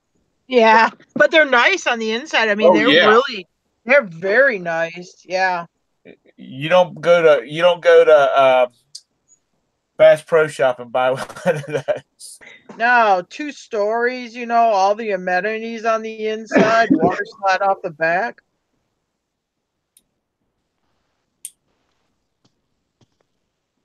The friend of mine that lived up in Minnesota for a while, he had a friend that fished a lot, and they went out on the Great Lakes. And he said that was not, the water might be fresh, but he said that's the only thing you have with a lake. He said it was like the damn ocean out there. Oh yeah, it is. Yeah. Because he said the wind would start whipping it up and it would start white capping, and his buddy would say it sinks big Freightliner ships. I mean, like Edmund Fitzgerald. I mean, that was a huge freighter that sunk. Yeah, you better know what you're doing out there too. Gordon Lightfoot. There you go. Back in 1970, whenever that song came out, Santa Claus brought me a Gordon Lightfoot cassette tape, and that song was on it. You had cassettes when Record of Edmund Fitzgerald came out? No, yeah, it was what. I was still rocking the 8-track. No, that was after 8-tracks were making their departure. Were you rocking out to like Wildfire and stuff? Yeah. My brother had a 1970 Monte Carlo, and it had the 8-track player built into it. Did you say Brenda Carlisle? Did you say Brenda Carlisle? Carlisle was on 8-track? Really? I don't even know who that is. Belinda Carlisle? Belinda, yeah. From the Go-Go's, isn't she? Yeah. Tom knows who Our she lips are is. sealed. He's faking. You know, I'll be honest with you. I can't tell you who I listen to because I don't know who the hell they are. I listen, I'm remembering our names. I listen to the music, and half the time I don't listen to what they're saying. I just listening to the music, the background music. Do you know how to What do walk you like like, an country, Egyptian? rock? Walk Me? like an Egyptian. Right now, I'm going through a bluegrass period. Oh, bluegrass is cool. I love Bluegrass is cool. Like Hank Williams III. Check that out. Yeah, check out Hank the Third. You'll like that. Yeah. We have Sirius Radio, and Channel 62 is bluegrass. Nothing but bluegrass. Drives my family crazy. You gotta check out that uncle or cousin of Johnny Knoxville. He's like Roger Allen Wade, is it? He's good. You'd like him too. Yeah, But Roger Allen Wade. I listen to everything. I'm not too big into rap. We got King Biscuit coming in October over here in Arkansas. Who? It's called King Biscuit Concert. It's all the bluegrass, all the blues. Oh. It's a big concert. It's a 3-day weekend. It's huge over here. Our radio station, when I was a kid, we used to have a thing called the King Biscuit Flower Hour. It was, but it was all hard. It was rock. It was like they'd have like Cheap Trick or Aerosmith, or it was called the King Biscuit Flower Hour. It's just funny that. Yeah, ours is King Biscuit Blues Festival, and they do it every October in West Helena. In West Helena, yeah. We have a radio station called 107.9, The Link, and there's two old people that are the hosts in the morning that they think they're cool. Anyway, they were talking about one morning. They were talking about one morning that back in the 70s and 80s and what was considered hard rock music back then.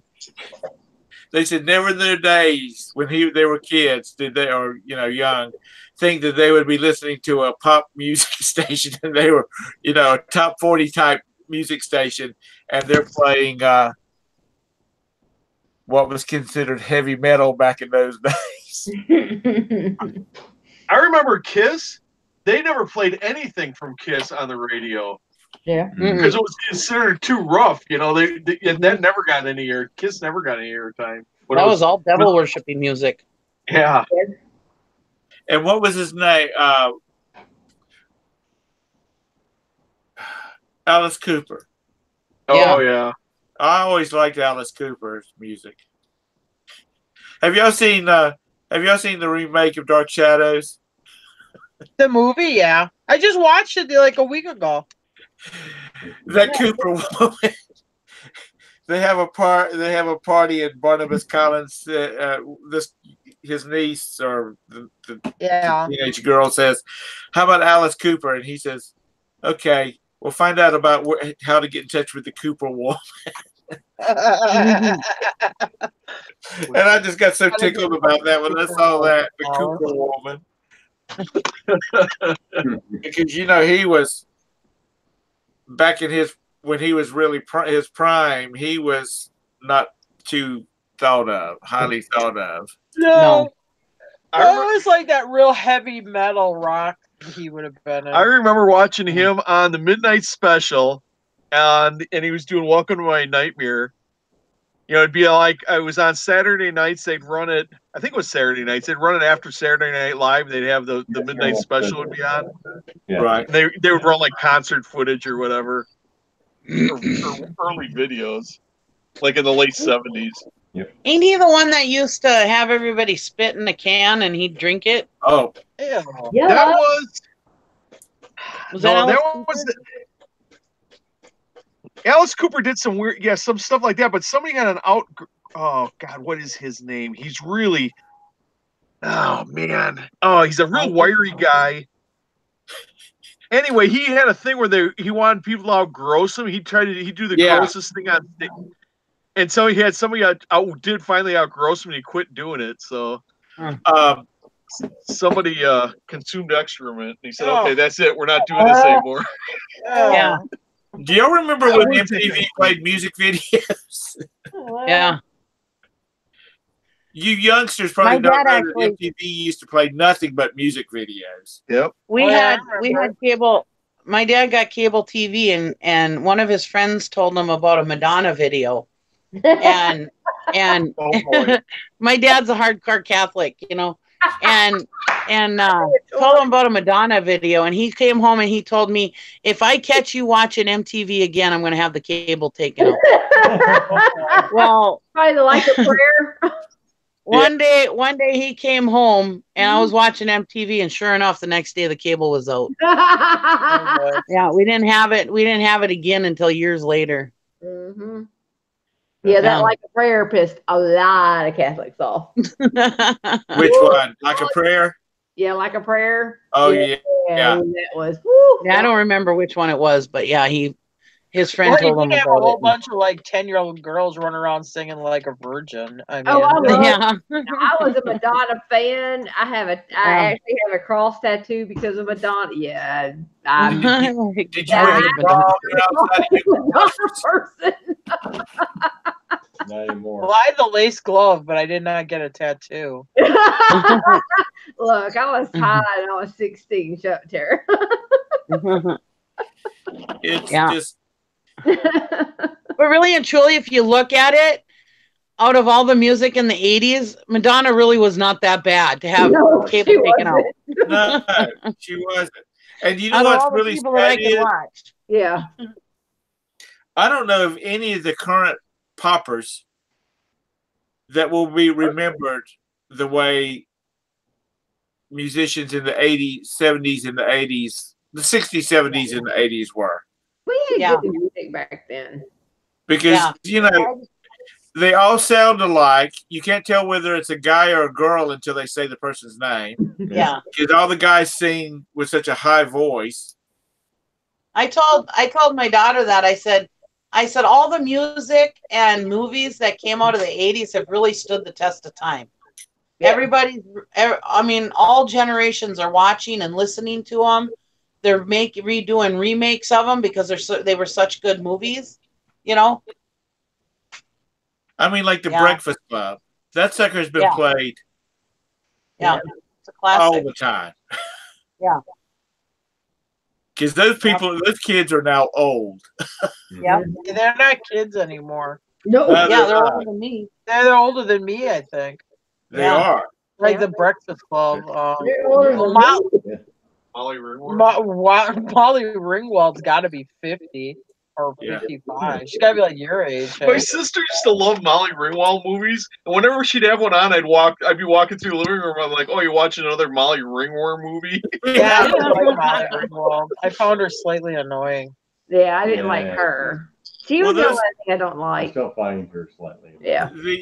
The Breakfast Club is only one that I really like out of that genre of movies that she was in. And what was his name? Michael something or other, the skinny white boy. Redheaded boy. Maybe he was like Strawberry Blonde or something like that. Yeah, I know who you're talking about. I can't remember his name though. Molly Ringwald is 51, by the way. That was close. They said she's got to be 50. Judd Nelson is 59. Yeah, I knew he was up there. This one. Fast Times at Richmond High. Oh man, that was a bit. Oh. That's Judge Reinhold. Oh, that's Judge Reinhold. Sorry. Yeah. Oh yeah. Still, that was still good though. Emilio Estevez is 56. Holy wow. Who is? Oh, Emilio. Emilio Estevez. Well, you got to remember these movies are old. I know, but these are the people that you never thought would get old. I know, they're supposed to stay young forever. Well, when you were young, did you ever think you'd really get as old as you are? I'm not. No. Old. What are you talking about? Ali Sheedy's 56 also. I'm young as shit. Yeah.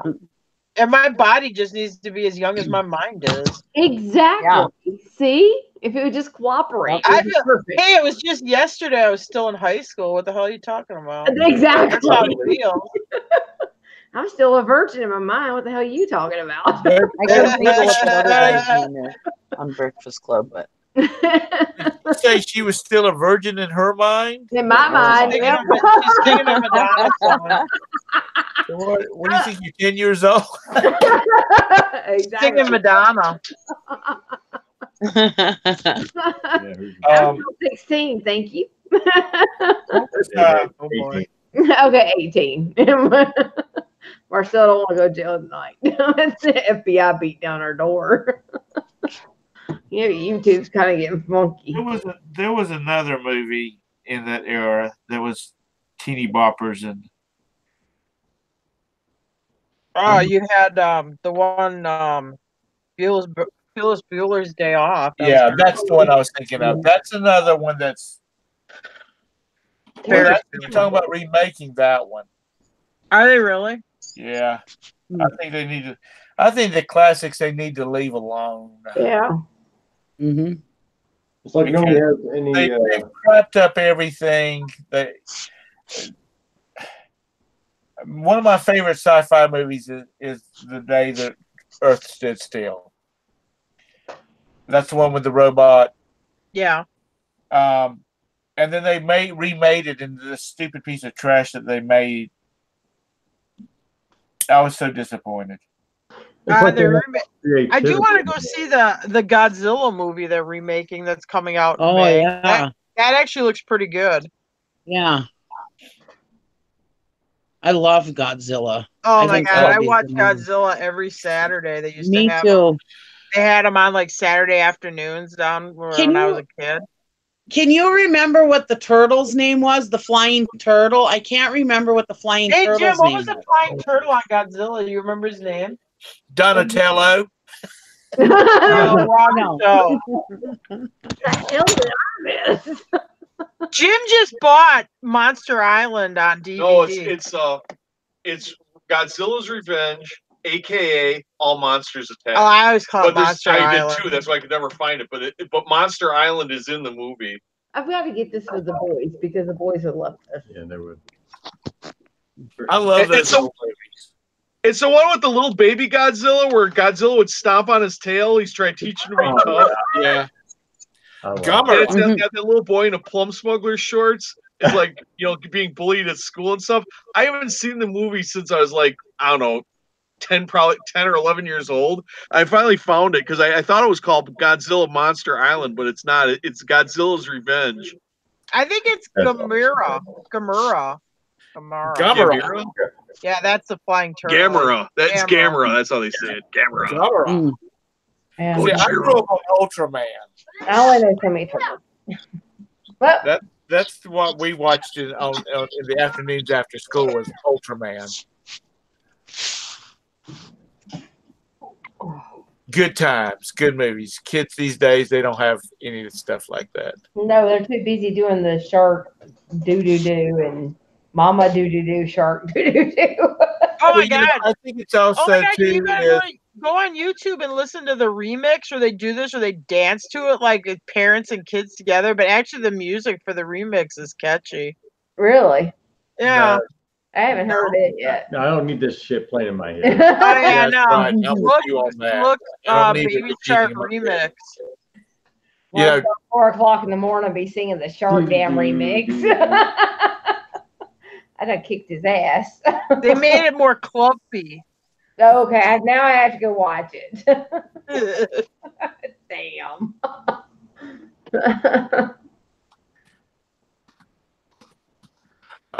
Craig said that his computer decided to reboot and install updates. Oh, well, yeah, it was hard. But you know what? I think it's kids have so many. They have so much going on. I mean, so many programs and many songs and all. So many of everything that I don't think it's going to stand out in their head. Like Pokemon will and Yu-Gi-Oh, because those were real popular with boys. and girls. And girls. But, well, I said and girls. But I don't, it's like TV shows. Like I said, I grew up on Ultraman.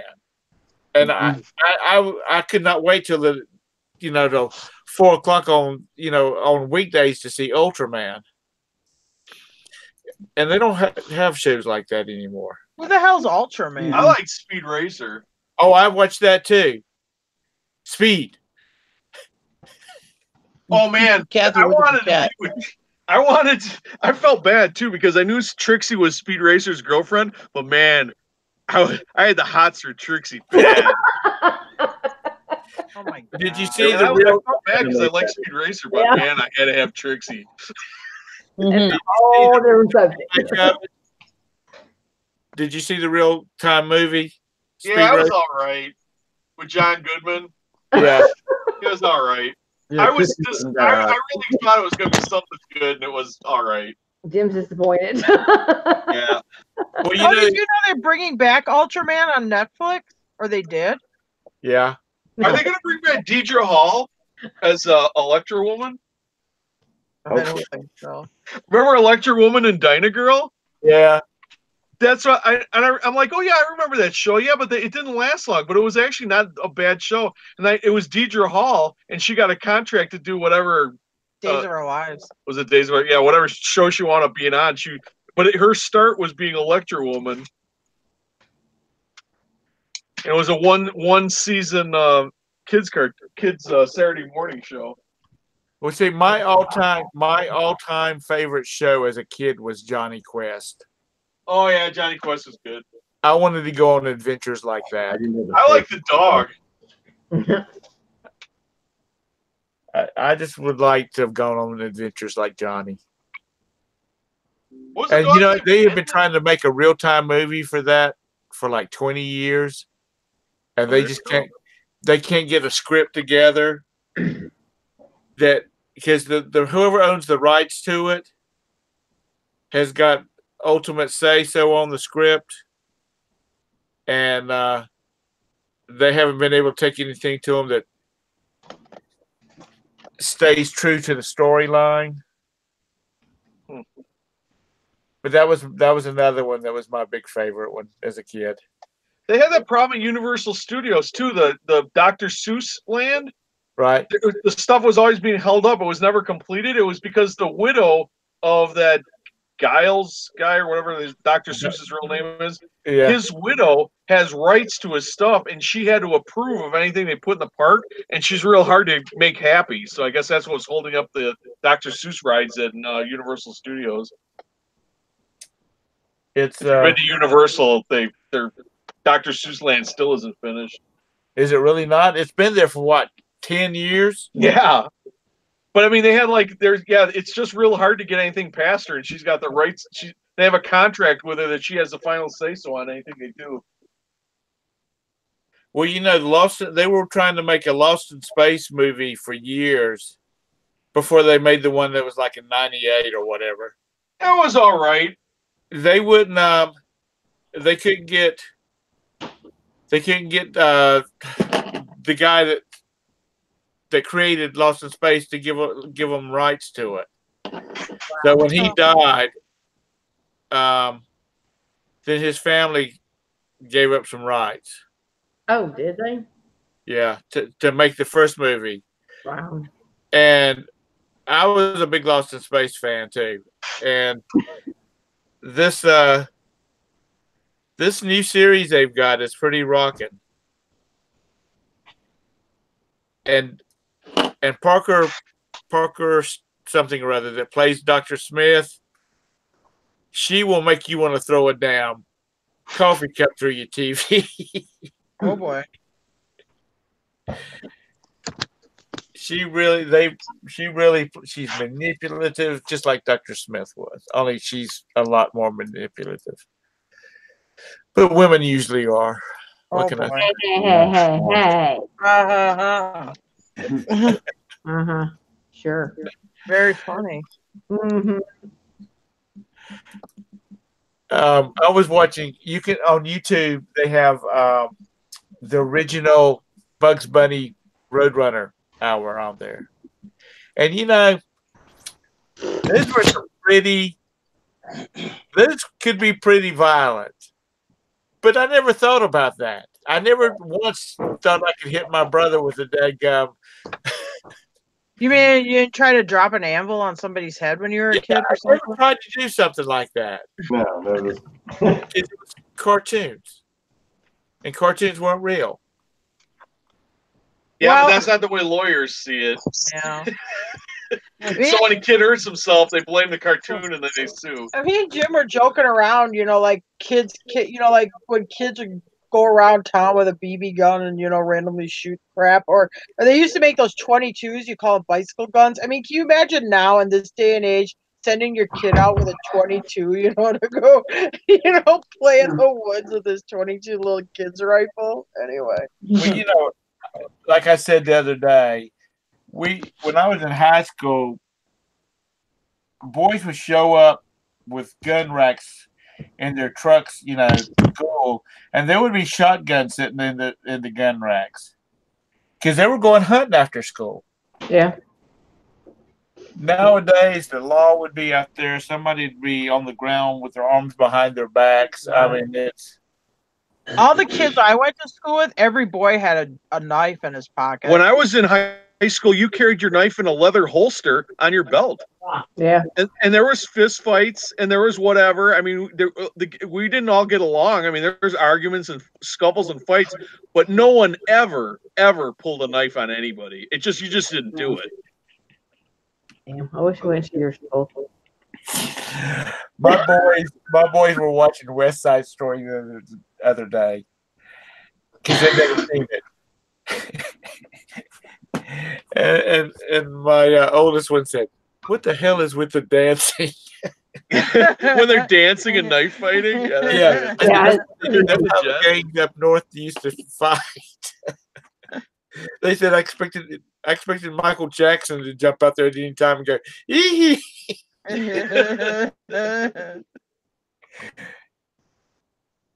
I said, you got to remember the time they made it. That was the way it was. Time. Well, it is 11:33. I'm sorry to have kept you people so long. Hey, brother and sister got jackknifed for being crossing guards. Really? The school actually gave them jackknives. Well, be crossing those, guards. like Brother and sister, they had knives, so they were crossing guards. Like they were those pearl looking jackknives.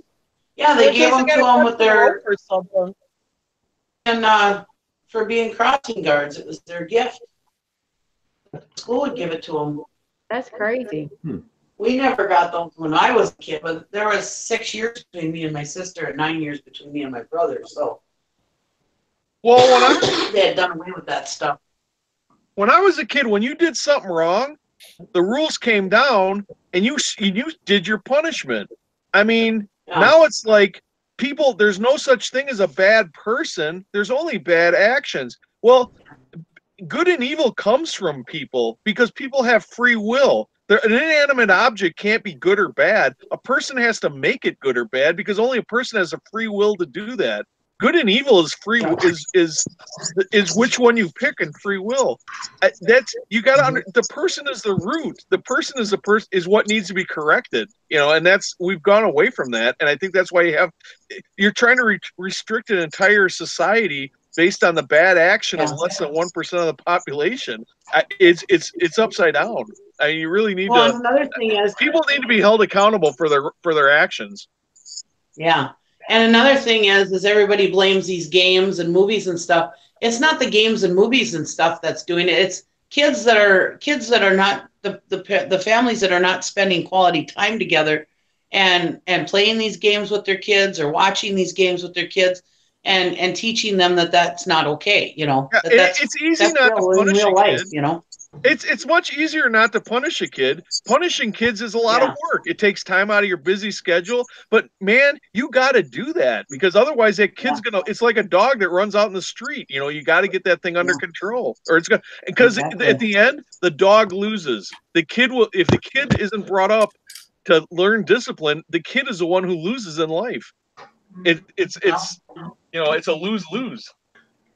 And I'm not saying anything about single parents and parents that don't have time, you know, that have to work a couple jobs to take care of it. It's the way it is, you know.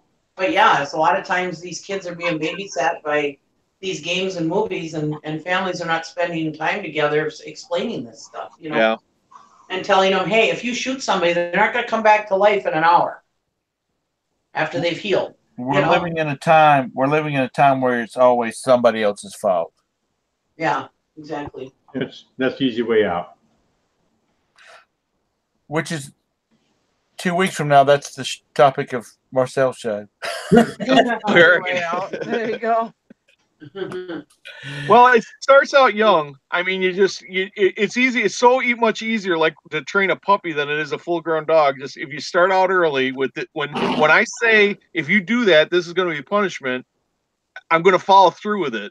Even if it's a pain in the neck for me to follow through with the grounding or whatever the punishment is. I'm not saying you need to beat a kid, but I mean just some type of punishment, and don't ever threaten a punishment and then not follow through. If the punishment was laid down, come hell or high water, that's going to be the punishment, and you're gonna do it. So I think that's a valuable lesson.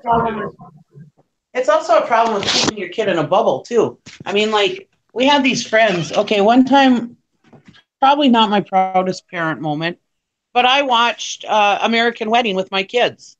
And during the whole American Pie series and American Wedding, I'm thinking, man, what kind of parent am I watching this movie with my kids? But anyways, I was like, but you know what? My kids know stuff, and they didn't lash out because they weren't exposed to it.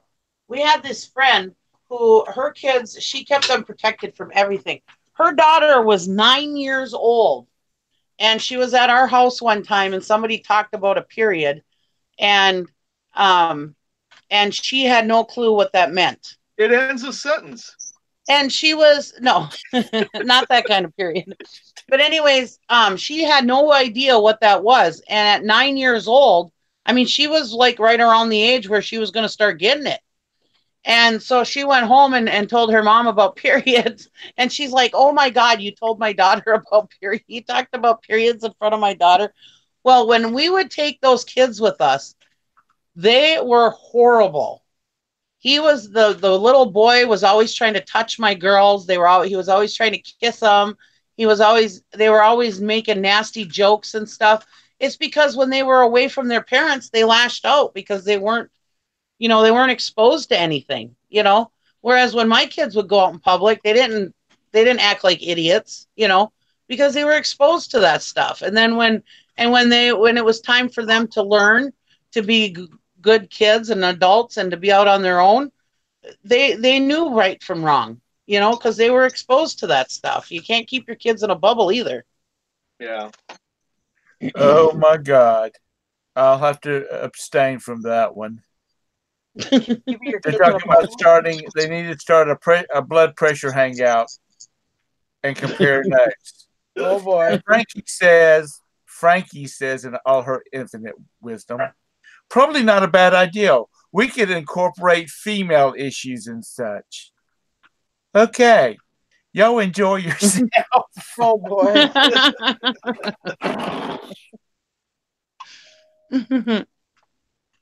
It's oh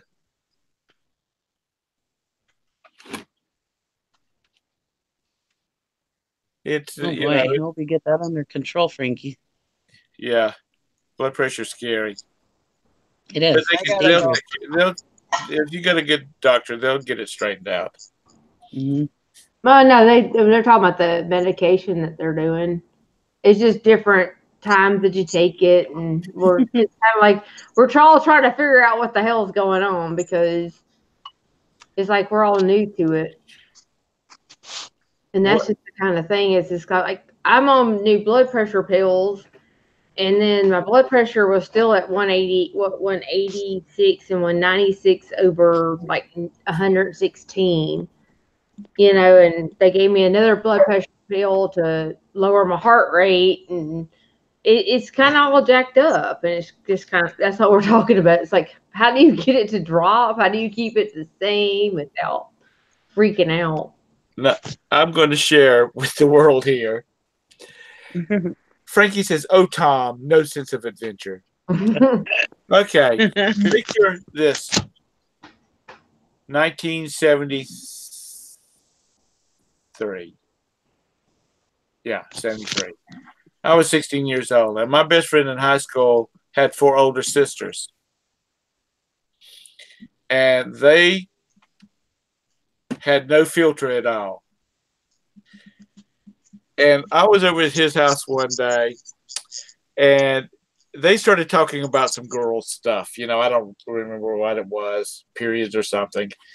And I was like, girls just randomly sit around talking about their periods. They would do it to embarrass their brother because he was the only boy. And they're in their 20s, or, you know, the oldest one's in their 20s. Anyway, I'm like glazing over because I have no sisters, and my mother never talked about such things. Yeah. Now, I knew the rudimentary, you know, the whole deal. And I was just like, okay, whatever. Because I honestly did not know what they were talking about. And they're like, you don't know what we're talking about, do you? And I'm like, not really. And so they proceeded to spend 45 minutes discussing the whole period, purpose of their all this kind of stuff. And I'm like, that's nasty. That's gross.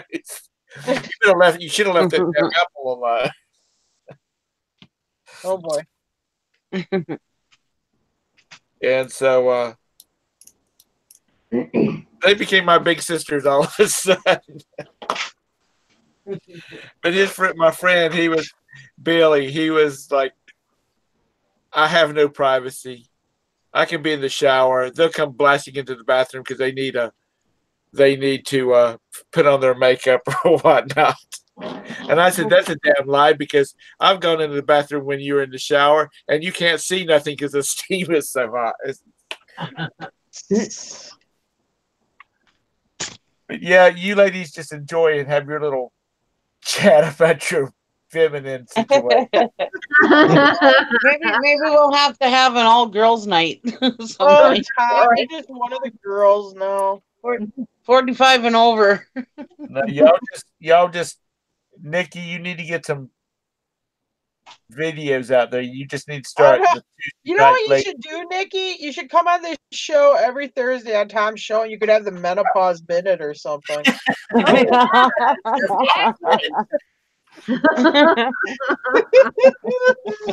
Perfect. I never went through menopause. I had a hysterectomy. I never went through menopause. Oh, well, you can fake it till you make it. Well, I think I'm going through it, so. I have no clue what menopause is. I've never gone through it. I mean, I know what other people have talked about, but I never got like hot flashes or any of that. Yeah, but it sounded catchy, the menopause minute. It does. I could have a show on my channel and have people on there talking about it. No way you could call it. I might steal that idea, Tara. So everybody could be in it. You could call it the menstrual mile.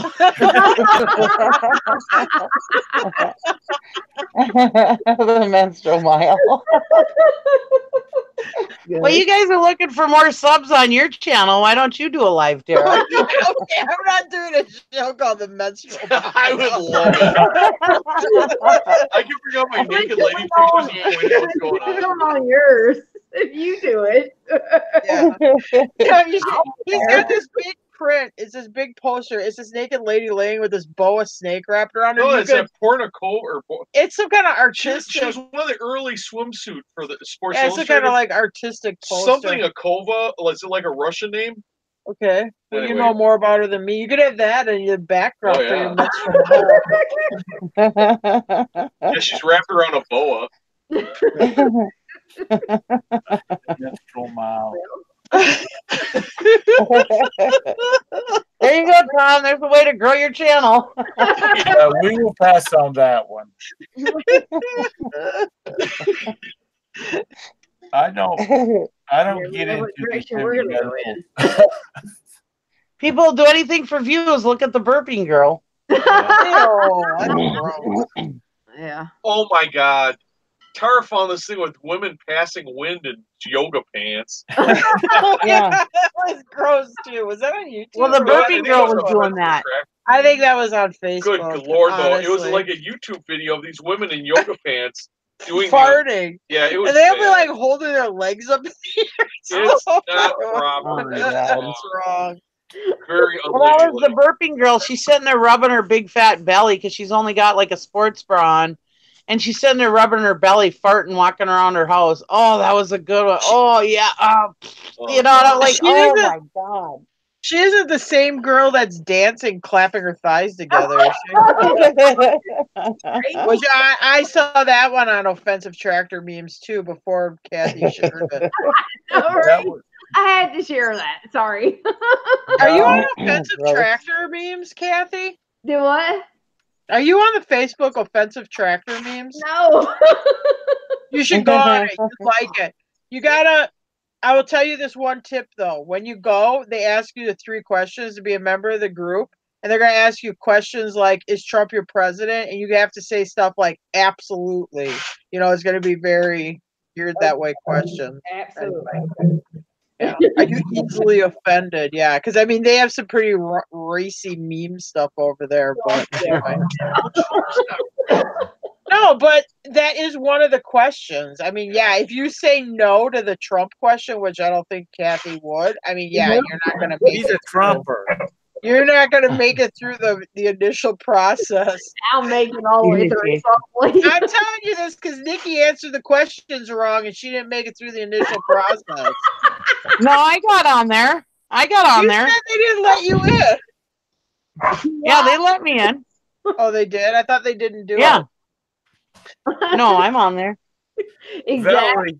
Texas Val. She does. She always directs us at the bottom of the YouTube, Nikki. Yeah, that's what I was about to say too.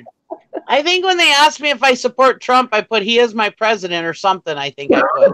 No, you have to have a very sure answer. It has to be like absolutely, of course. You know, it has to be a very sure answer. Who was it? Who was it that led us to the woman that was having to change? Oh, that's Nikki's friend. Yeah. What? What? Rosie. Oh my God. I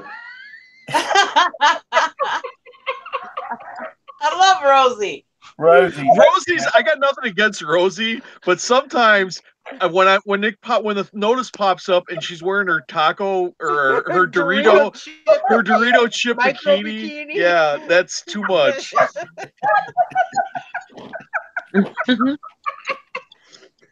It would be too much if she was truly female, and being not truly female, it is way too much. She doesn't leave anything to the imagination. Valerie goes, Nikki always directs us to the bottom of the YouTube. Yes, I have been to the bottom of YouTube, literally. And believe it or not, hi Tom, I've been listening to you for the past hour and nearly got my whole closet cleaned. You guys are so entertaining. Well, I'm gonna throw a thumbs up there, and after a while, leave a sweet comment about these people are amazing.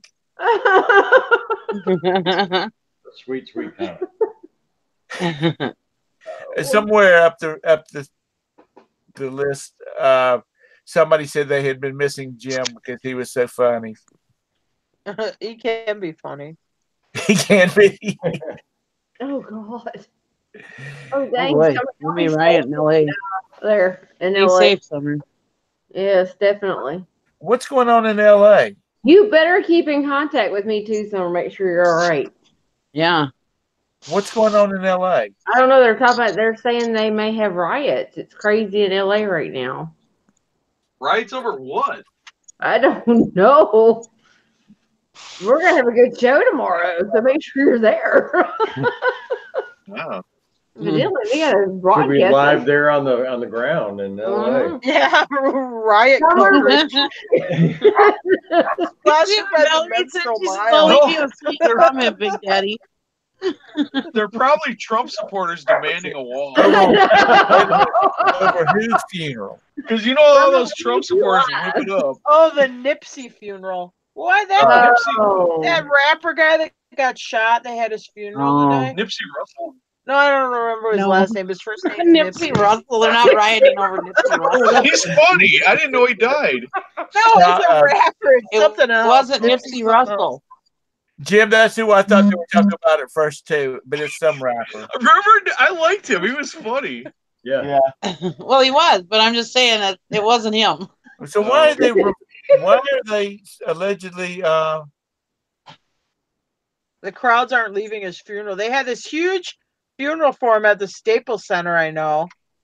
He got shot like last week. Huh. who shot him? I don't know, another rapper or gang guy or something. Yeah, stay home. Definitely lock your damn. You better get your guns out. I wouldn't even know a Nipsey song if you played it. I didn't know who the hell Nipsey was. I didn't hear of him before he got shot. Saying catnip? What the hell? You saying catnip? I don't know. I'm thinking it's like catnip. What the hell? Do these rappers get unemployment when they lay them off after Christmas? Actually get the death penalty. Evidently. Something. What the hell? You know what's terrible is that I did not know who Kanye West was until I watched the South Park episode. Well, he sang the Gold Digger song. I know that. Yeah. And then I realized I found out he was a rapper. Yeah. And a clothing designer. And he's married to a Kardashian. Oh, yeah. Tara makes me watch that Kardashian show. I haven't watched it in years. Because he complains so much if I try to watch it. Well, they're just so. Oh, God. Well, I think that I don't think they're really bright, but I mean, again, they're entertainment. There's a few light bulbs that left unscrewed. Yeah. I was amazed because I'm like, look at these people. They're so rich and they create nothing. I mean, they make this TV show which is virtually nothing. It contributes nothing to society, but they're rich billionaires. That Kylie Jenner, she's on track to be a billionaire in the next couple of years. I mean, not million, B with a billion with a B. She already is for what? She already cracked it? All right. Yeah, for someone else for making her makeup for her. She didn't do it. Someone else did it for her. She just put her name on it. That's the only damn thing she done. I'm happy for her, but I mean, it's just, to me, it's just jaw dropping. No, I'm not happy. I'm not happy for her. All through Instagram. I'm not happy for her at all. I don't like her. I hate her, and she's a bitch. No, I don't care. I don't know her. I really feel happy. Do y'all ever watch Jeff Dunham? No. Okay, Yeah. You know who I'm talking about? He's a comedian and he has dummies. He's a ventriloquist. Yep, that's how me and Marcel decided that we were meant to be together. How's that? Dummy? Yeah, dummy test on you. You're both a bunch of dumbasses, so Anyway, together. Jeff has this one dummy. His name is Walter, and he's an old guy. Oh yeah. And he's talking. Walter's talking, and he says his wife. He badmouths his wife all the time, and he's like, yeah, she always watches these Kardashians. And he said, by the way, who is that new tall chick? She's kind of hot. And Jeff's like, oh, that would be Caitlyn Jenner. Oh, is that Bruce's sister? You know, so the conversation's going. And of course, the audience is just busting out loud because he doesn't know who Caitlyn is. But anyway, if you get bored, look for Jeff Dunham, Walter, and Caitlyn. I don't know if Caitlyn still has. She used to have a show after the Kardashians. I don't know if she still does. No. Tom knows. It sounded Is that with Jimmy Kimmel? The Man Show? No, Oh, that was a different show. No, because they were talking about her on the radio today. You gotta admit though, that would be funny if Jimmy Kimmel and Caitlyn Jenner did a show together on Man Show. Hey, Tom, you notice what happened to your show when Deb ain't here? We kind of went off the rails. Yeah, you need Deb. She usually keeps us on. We went off the rails. She usually keeps us on topic. The show actually ended an hour and a half ago. 2 hours ago. Whether you want to or not. I'll have to go in there and throw in, and now the after the show. This is the after show. Oh my god! Did you just get this notification for this video putting meat in Mr. Z's mouth? No. Did you get it? We don't Nikki? get notifications. No, I didn't. Oh, it's from Dorito Bikini. It's from what? Dorito. It's from Rosie. It's Rosie's video. Oh. I don't get any YouTube notifications for some reason. Oh.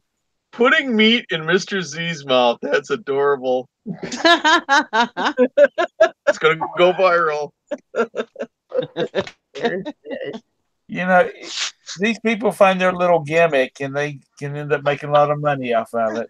Oh my god! Well, Rosie's committed. Tom, you need to watch her videos. I mean, it's a real thing. I have watched one. She saw in the news Kim Kardashian wants to become an attorney, but doesn't want to go to law school. It's like only a Kardashian. I want to be an attorney. I could wear real glasses and make me look smart. I don't have time for law school. Are you saying they're entitled? What are you saying? Dumb. Can you imagine having Kim Kardashian representing you like if in a murder trial or Oh my something? God. I mean, they're gonna give you the needle so fast. But that's the way they think, though. They think that their money can just buy them anything. That she should be able to be allowed to go be an attorney without having to go to law school. Yes. Well, in certain states you can. Yeah, certain states you And actually can. California is one of them. There's a law that states that all you have to do is really pass the bar. And there you go. He's your ball breaker. Sorry. Yeah. You know, You just brought the whole I mood know, down. I'm sorry. Thanks. need to go put on some more makeup and go lay by the pool some more. Yeah, Yeah. exactly. Somebody that has no contributing to life at all. No. I think Yeah, you should go to should go be school. an attorney. I think you should go to school and learn what you're talking about. People just they feel like they're so important. Entitled.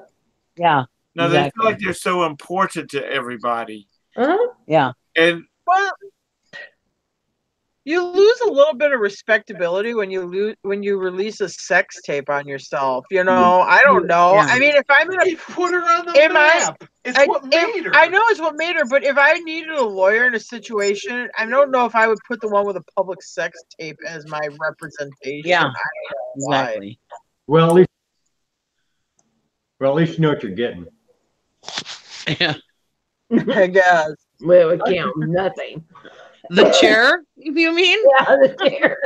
The needle. Maybe it's a version of Kanye. Oh no, they got rid of it.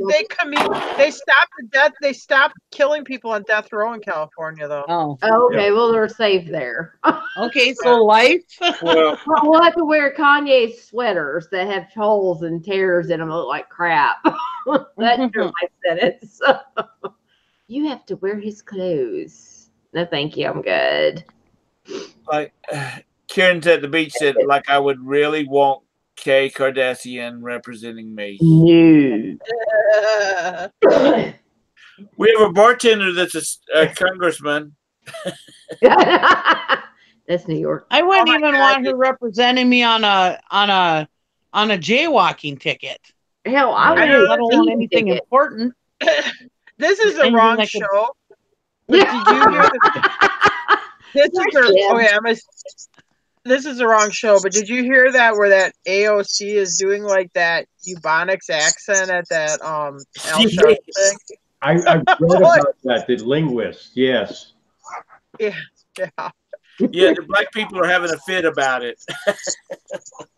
They call it cross talking of some kind of linguist crap. Yeah, Hillary tried to do that too. Remember back like in 07 or 09 Yeah. or whatever? Now, see, that's the difference. Now Hillary's doing that. You can say, yeah, whatever. That's just bullshit. You tried that on purpose. Oh, AOC, I could see her doing that because looking at a lot of her Twitter things that she does, her twits. You mad, bro? They're called tweets, Kathy. Twits. She's a twit. I just wanted to tell you that. Hey, whatever. I'm old. I don't do it, so. I didn't want anybody laughing at you. It's the menopause minute with twits. Let's talk about the twits for the day. It's about the twits off the menopause minute. Yeah, we stopped talking about the Kardashians. They're twits. Hey, what they used to call it on our Fox News. What was it? Karen, oh my God, please don't mention AOC. I'm getting indigestion. AOC is the ultimate a-hole. We'll talk about her tomorrow night. Yeah, be here tomorrow night. Yeah. Drink some Pepto And take some Tums before you do. Bring a whole bottle because I have a lot to say about her. I'll speedy deliver you some Prilosec. So you can make it through the show tomorrow. They just politicians. Stupid politicians. Oh, I'm hoping we get some more people in there tomorrow. So see how it goes. Okay, I'm getting ready. I'm getting ready to make y'all want to list all night long because you can't go to sleep. Oh my God, Jim just told me that Nipsey funeral, they shot people at the funeral. One person died and 2 people are injured. Yeah. And he was shot. And he was shot. Well, he was gunned down. But yeah, at his funeral, they shot people and one guy's passed away and 2 are injured, I think. What the hell? People, use the words. Talk it out. Quit shooting each other. You don't have to pop a cap in my ass. You know, that's the thing. People think that this rioting is actually helping something. It's not. And it's like, people do not listen. If you start, let's not even talk about the shooting and everything, but if you go and you try to put your point across and you start throwing out F words and stuff like that, people shut down. They stop listening to you right then and there. Mm-hmm. If you call customer service or anybody and you start saying the F word or anything like that, they all shut down. They stop listening. Nobody's listening to these people who are shooting people either. They look like fools. They look like idiots. Like those. And like they have no brain in their freaking head. I just don't understand it. How do they think they're getting their point across by shooting people? That's insane. But we were watching a cruise video. Well, we were watching some cruise videos, and Roberta was flipping through them, and she went to this one guy, and he's talking about, it's a lovely ship, and the staterooms are really nice, and the bed you can fuck on all night long. Oh my God! No way. This was a travel video, and Roberta's like, well, he doesn't get any more of my time, and she clicked him off. Oh my God! Good grief! And up until that point, it was a really good, video. He was, he spoke very nicely, and then it was like Roberta's like, click. Oh, by the way, was this on YouTube? Yes. Well, maybe was it a joke? Like, was it a joke video? I don't know. We didn't go any further, but it was a pretty legit travel video up into that. Wow. Maybe he had such an amazing experience, he just couldn't hold back. Yeah. Yeah, well, that ain't gonna be a selling point if that's what everybody's doing on that bet. I don't want to know about it. I'm You know, good. I don't want to have to go in there with one of those black lights and freak out. Leave your black light at home. You don't want to know what's on this bet spread. No. What I started to say a minute ago was I'm getting ready to say something to y'all that'll keep y'all awake all night so y'all get plenty of listing done. You know, Nancy's only 2 people away from being president. Oh my God. Oh God. Nancy Pelosi. Oh, yeah. Shut your face. So it's like, okay, let's get listing now. I can't sleep. Nah, I still sleep. For at least 10 minutes. Dropping a gun to my head. Debbie Downer. Well, guys, I need to go. I have to get up at 4 in the morning. Ooh. Thank y'all for coming on. Thank you, the 19 people still watching. Yeah. That's pretty good for this long. Well, I didn't have anything else to do, and nobody seemed like they had anything else to do either, so I just let it run. Hey. Oh, I got a thumbs up, a thumbs down. Woohoo! Woo. That was way back. Now that was when we started talking about the menstrual minute. Oh, it's I a don't menopause know. minute. Yeah, I think I'm that was just like guessing. before you started. I'm just guessing that's what brought down the thumbs down. I'll take a thumbs down. Why not? We did something right at least. I'm glad to have somebody popping in and just staying long enough to throw a thumbs down at me. Yeah. It's all interaction. It all counts for YouTube. Well, that's just it. You know, some people get really bent out of shape because somebody gave them a thumbs down. Yes, it would be nice to know what they didn't like. Yeah. But most of the people don't. It doesn't have anything to do with it. They just your competition or your competition to a friend and click. Yeah. I mean, it's just the way it is. If I get thumbs down, I don't mind getting thumbs down, but I would really like people to tell me why. Yeah. Just so I can improve on it. But I mean, sometimes it has nothing to do with. I mean, just some people just don't like you, just don't like your voice, just don't like your look or whatever, and they might give you a thumbs down. Well, I'm gonna tell you, if something's wrong with them, if they don't like all of this goodness. I don't give thumbs down. I just move on if I don't like it. Yeah. I don't either. Now, she would have probably given that guy a thumbs down on the travel video, but I don't know whether you can do that on a PS4 or not. But it's fun. I mean, I enjoy having these little hangouts, and I don't know whether I could do one every day like Valerie does. Ooh, yeah, that's rough. Which anymore, she just walks away. I mean, she don't walk away. She just backs up and goes about her business, and everybody else carries it. Which is good. I've always told her, you don't have to sit there. We're all here. Yeah. We all have YouTube channels. We're not going to go amok on your YouTube channel. Yeah. And we always cover each other. Yeah. I mean, we don't have any controls or anything. So if it got way, whatever, but I mean, the wrenches in the chat can kick people out, so. Oh, and they're good at it too. Yeah. So I told her, I says, just don't. Yeah. Like that's one thing. I love having lives because I love talking to everybody. But as you've seen in this show, I have a hard time sitting here that long. That's why I like being on my phone and moving around and do it because I can do stuff while I'm on the show. But when I have a live of my own, I feel like I have to sit there. And and I know what Valerie means. You feel like you have to sit there and you feel bad if you're like, hey, I got to go to the bathroom. Can you guys hang out for a minute? I got to go take a piss, damn it. Yeah. No, everybody's going to leave while you go to the bathroom, Nikki. You're gonna come back and there's not gonna be nobody there. There's nobody in on the panel. Everybody has left the bill. Has left the chat. You're there by yourself.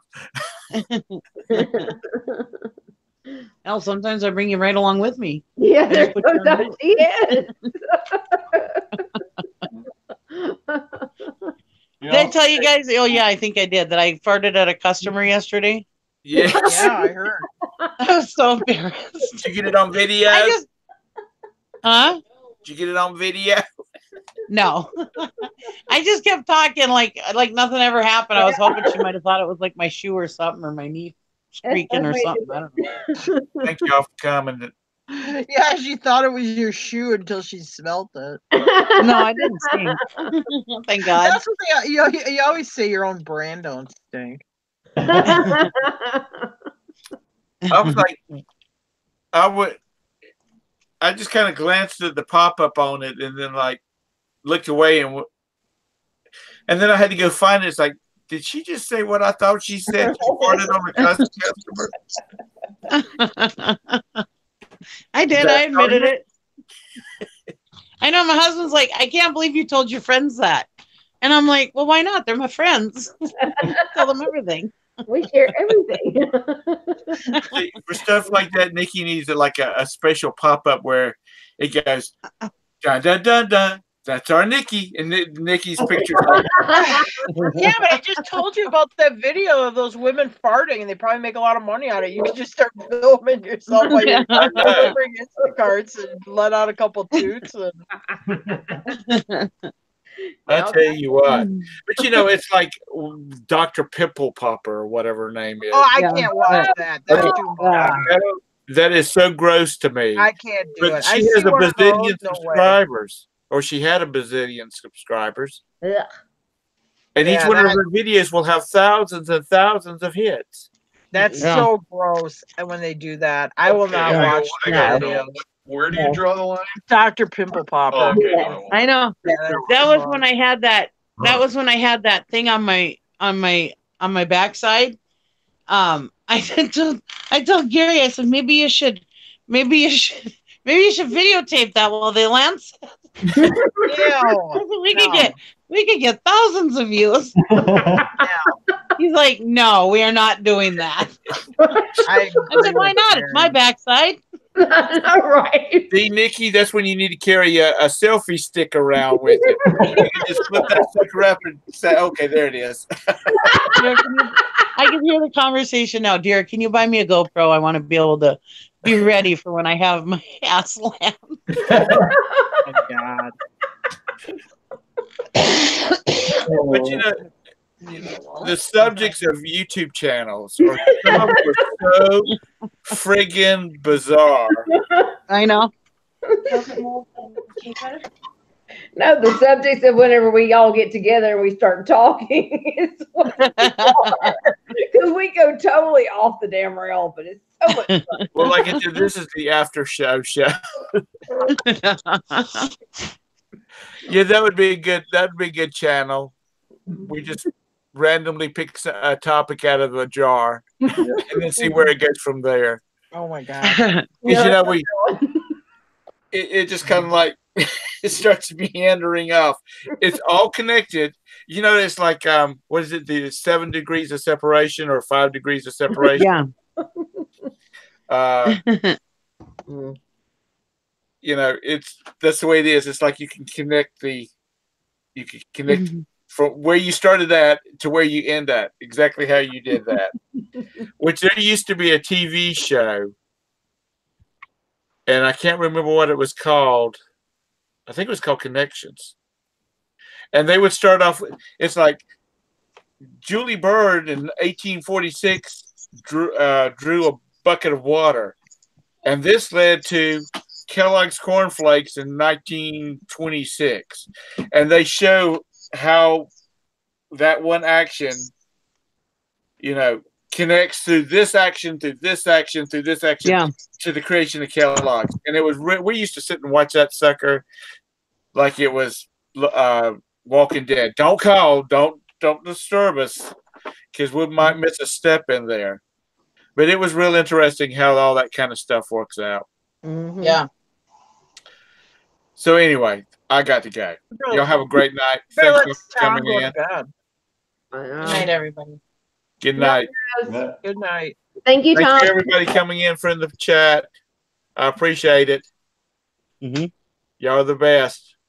Thanks. Bye, everybody. Bye. Where is my damn thing at? Yeah.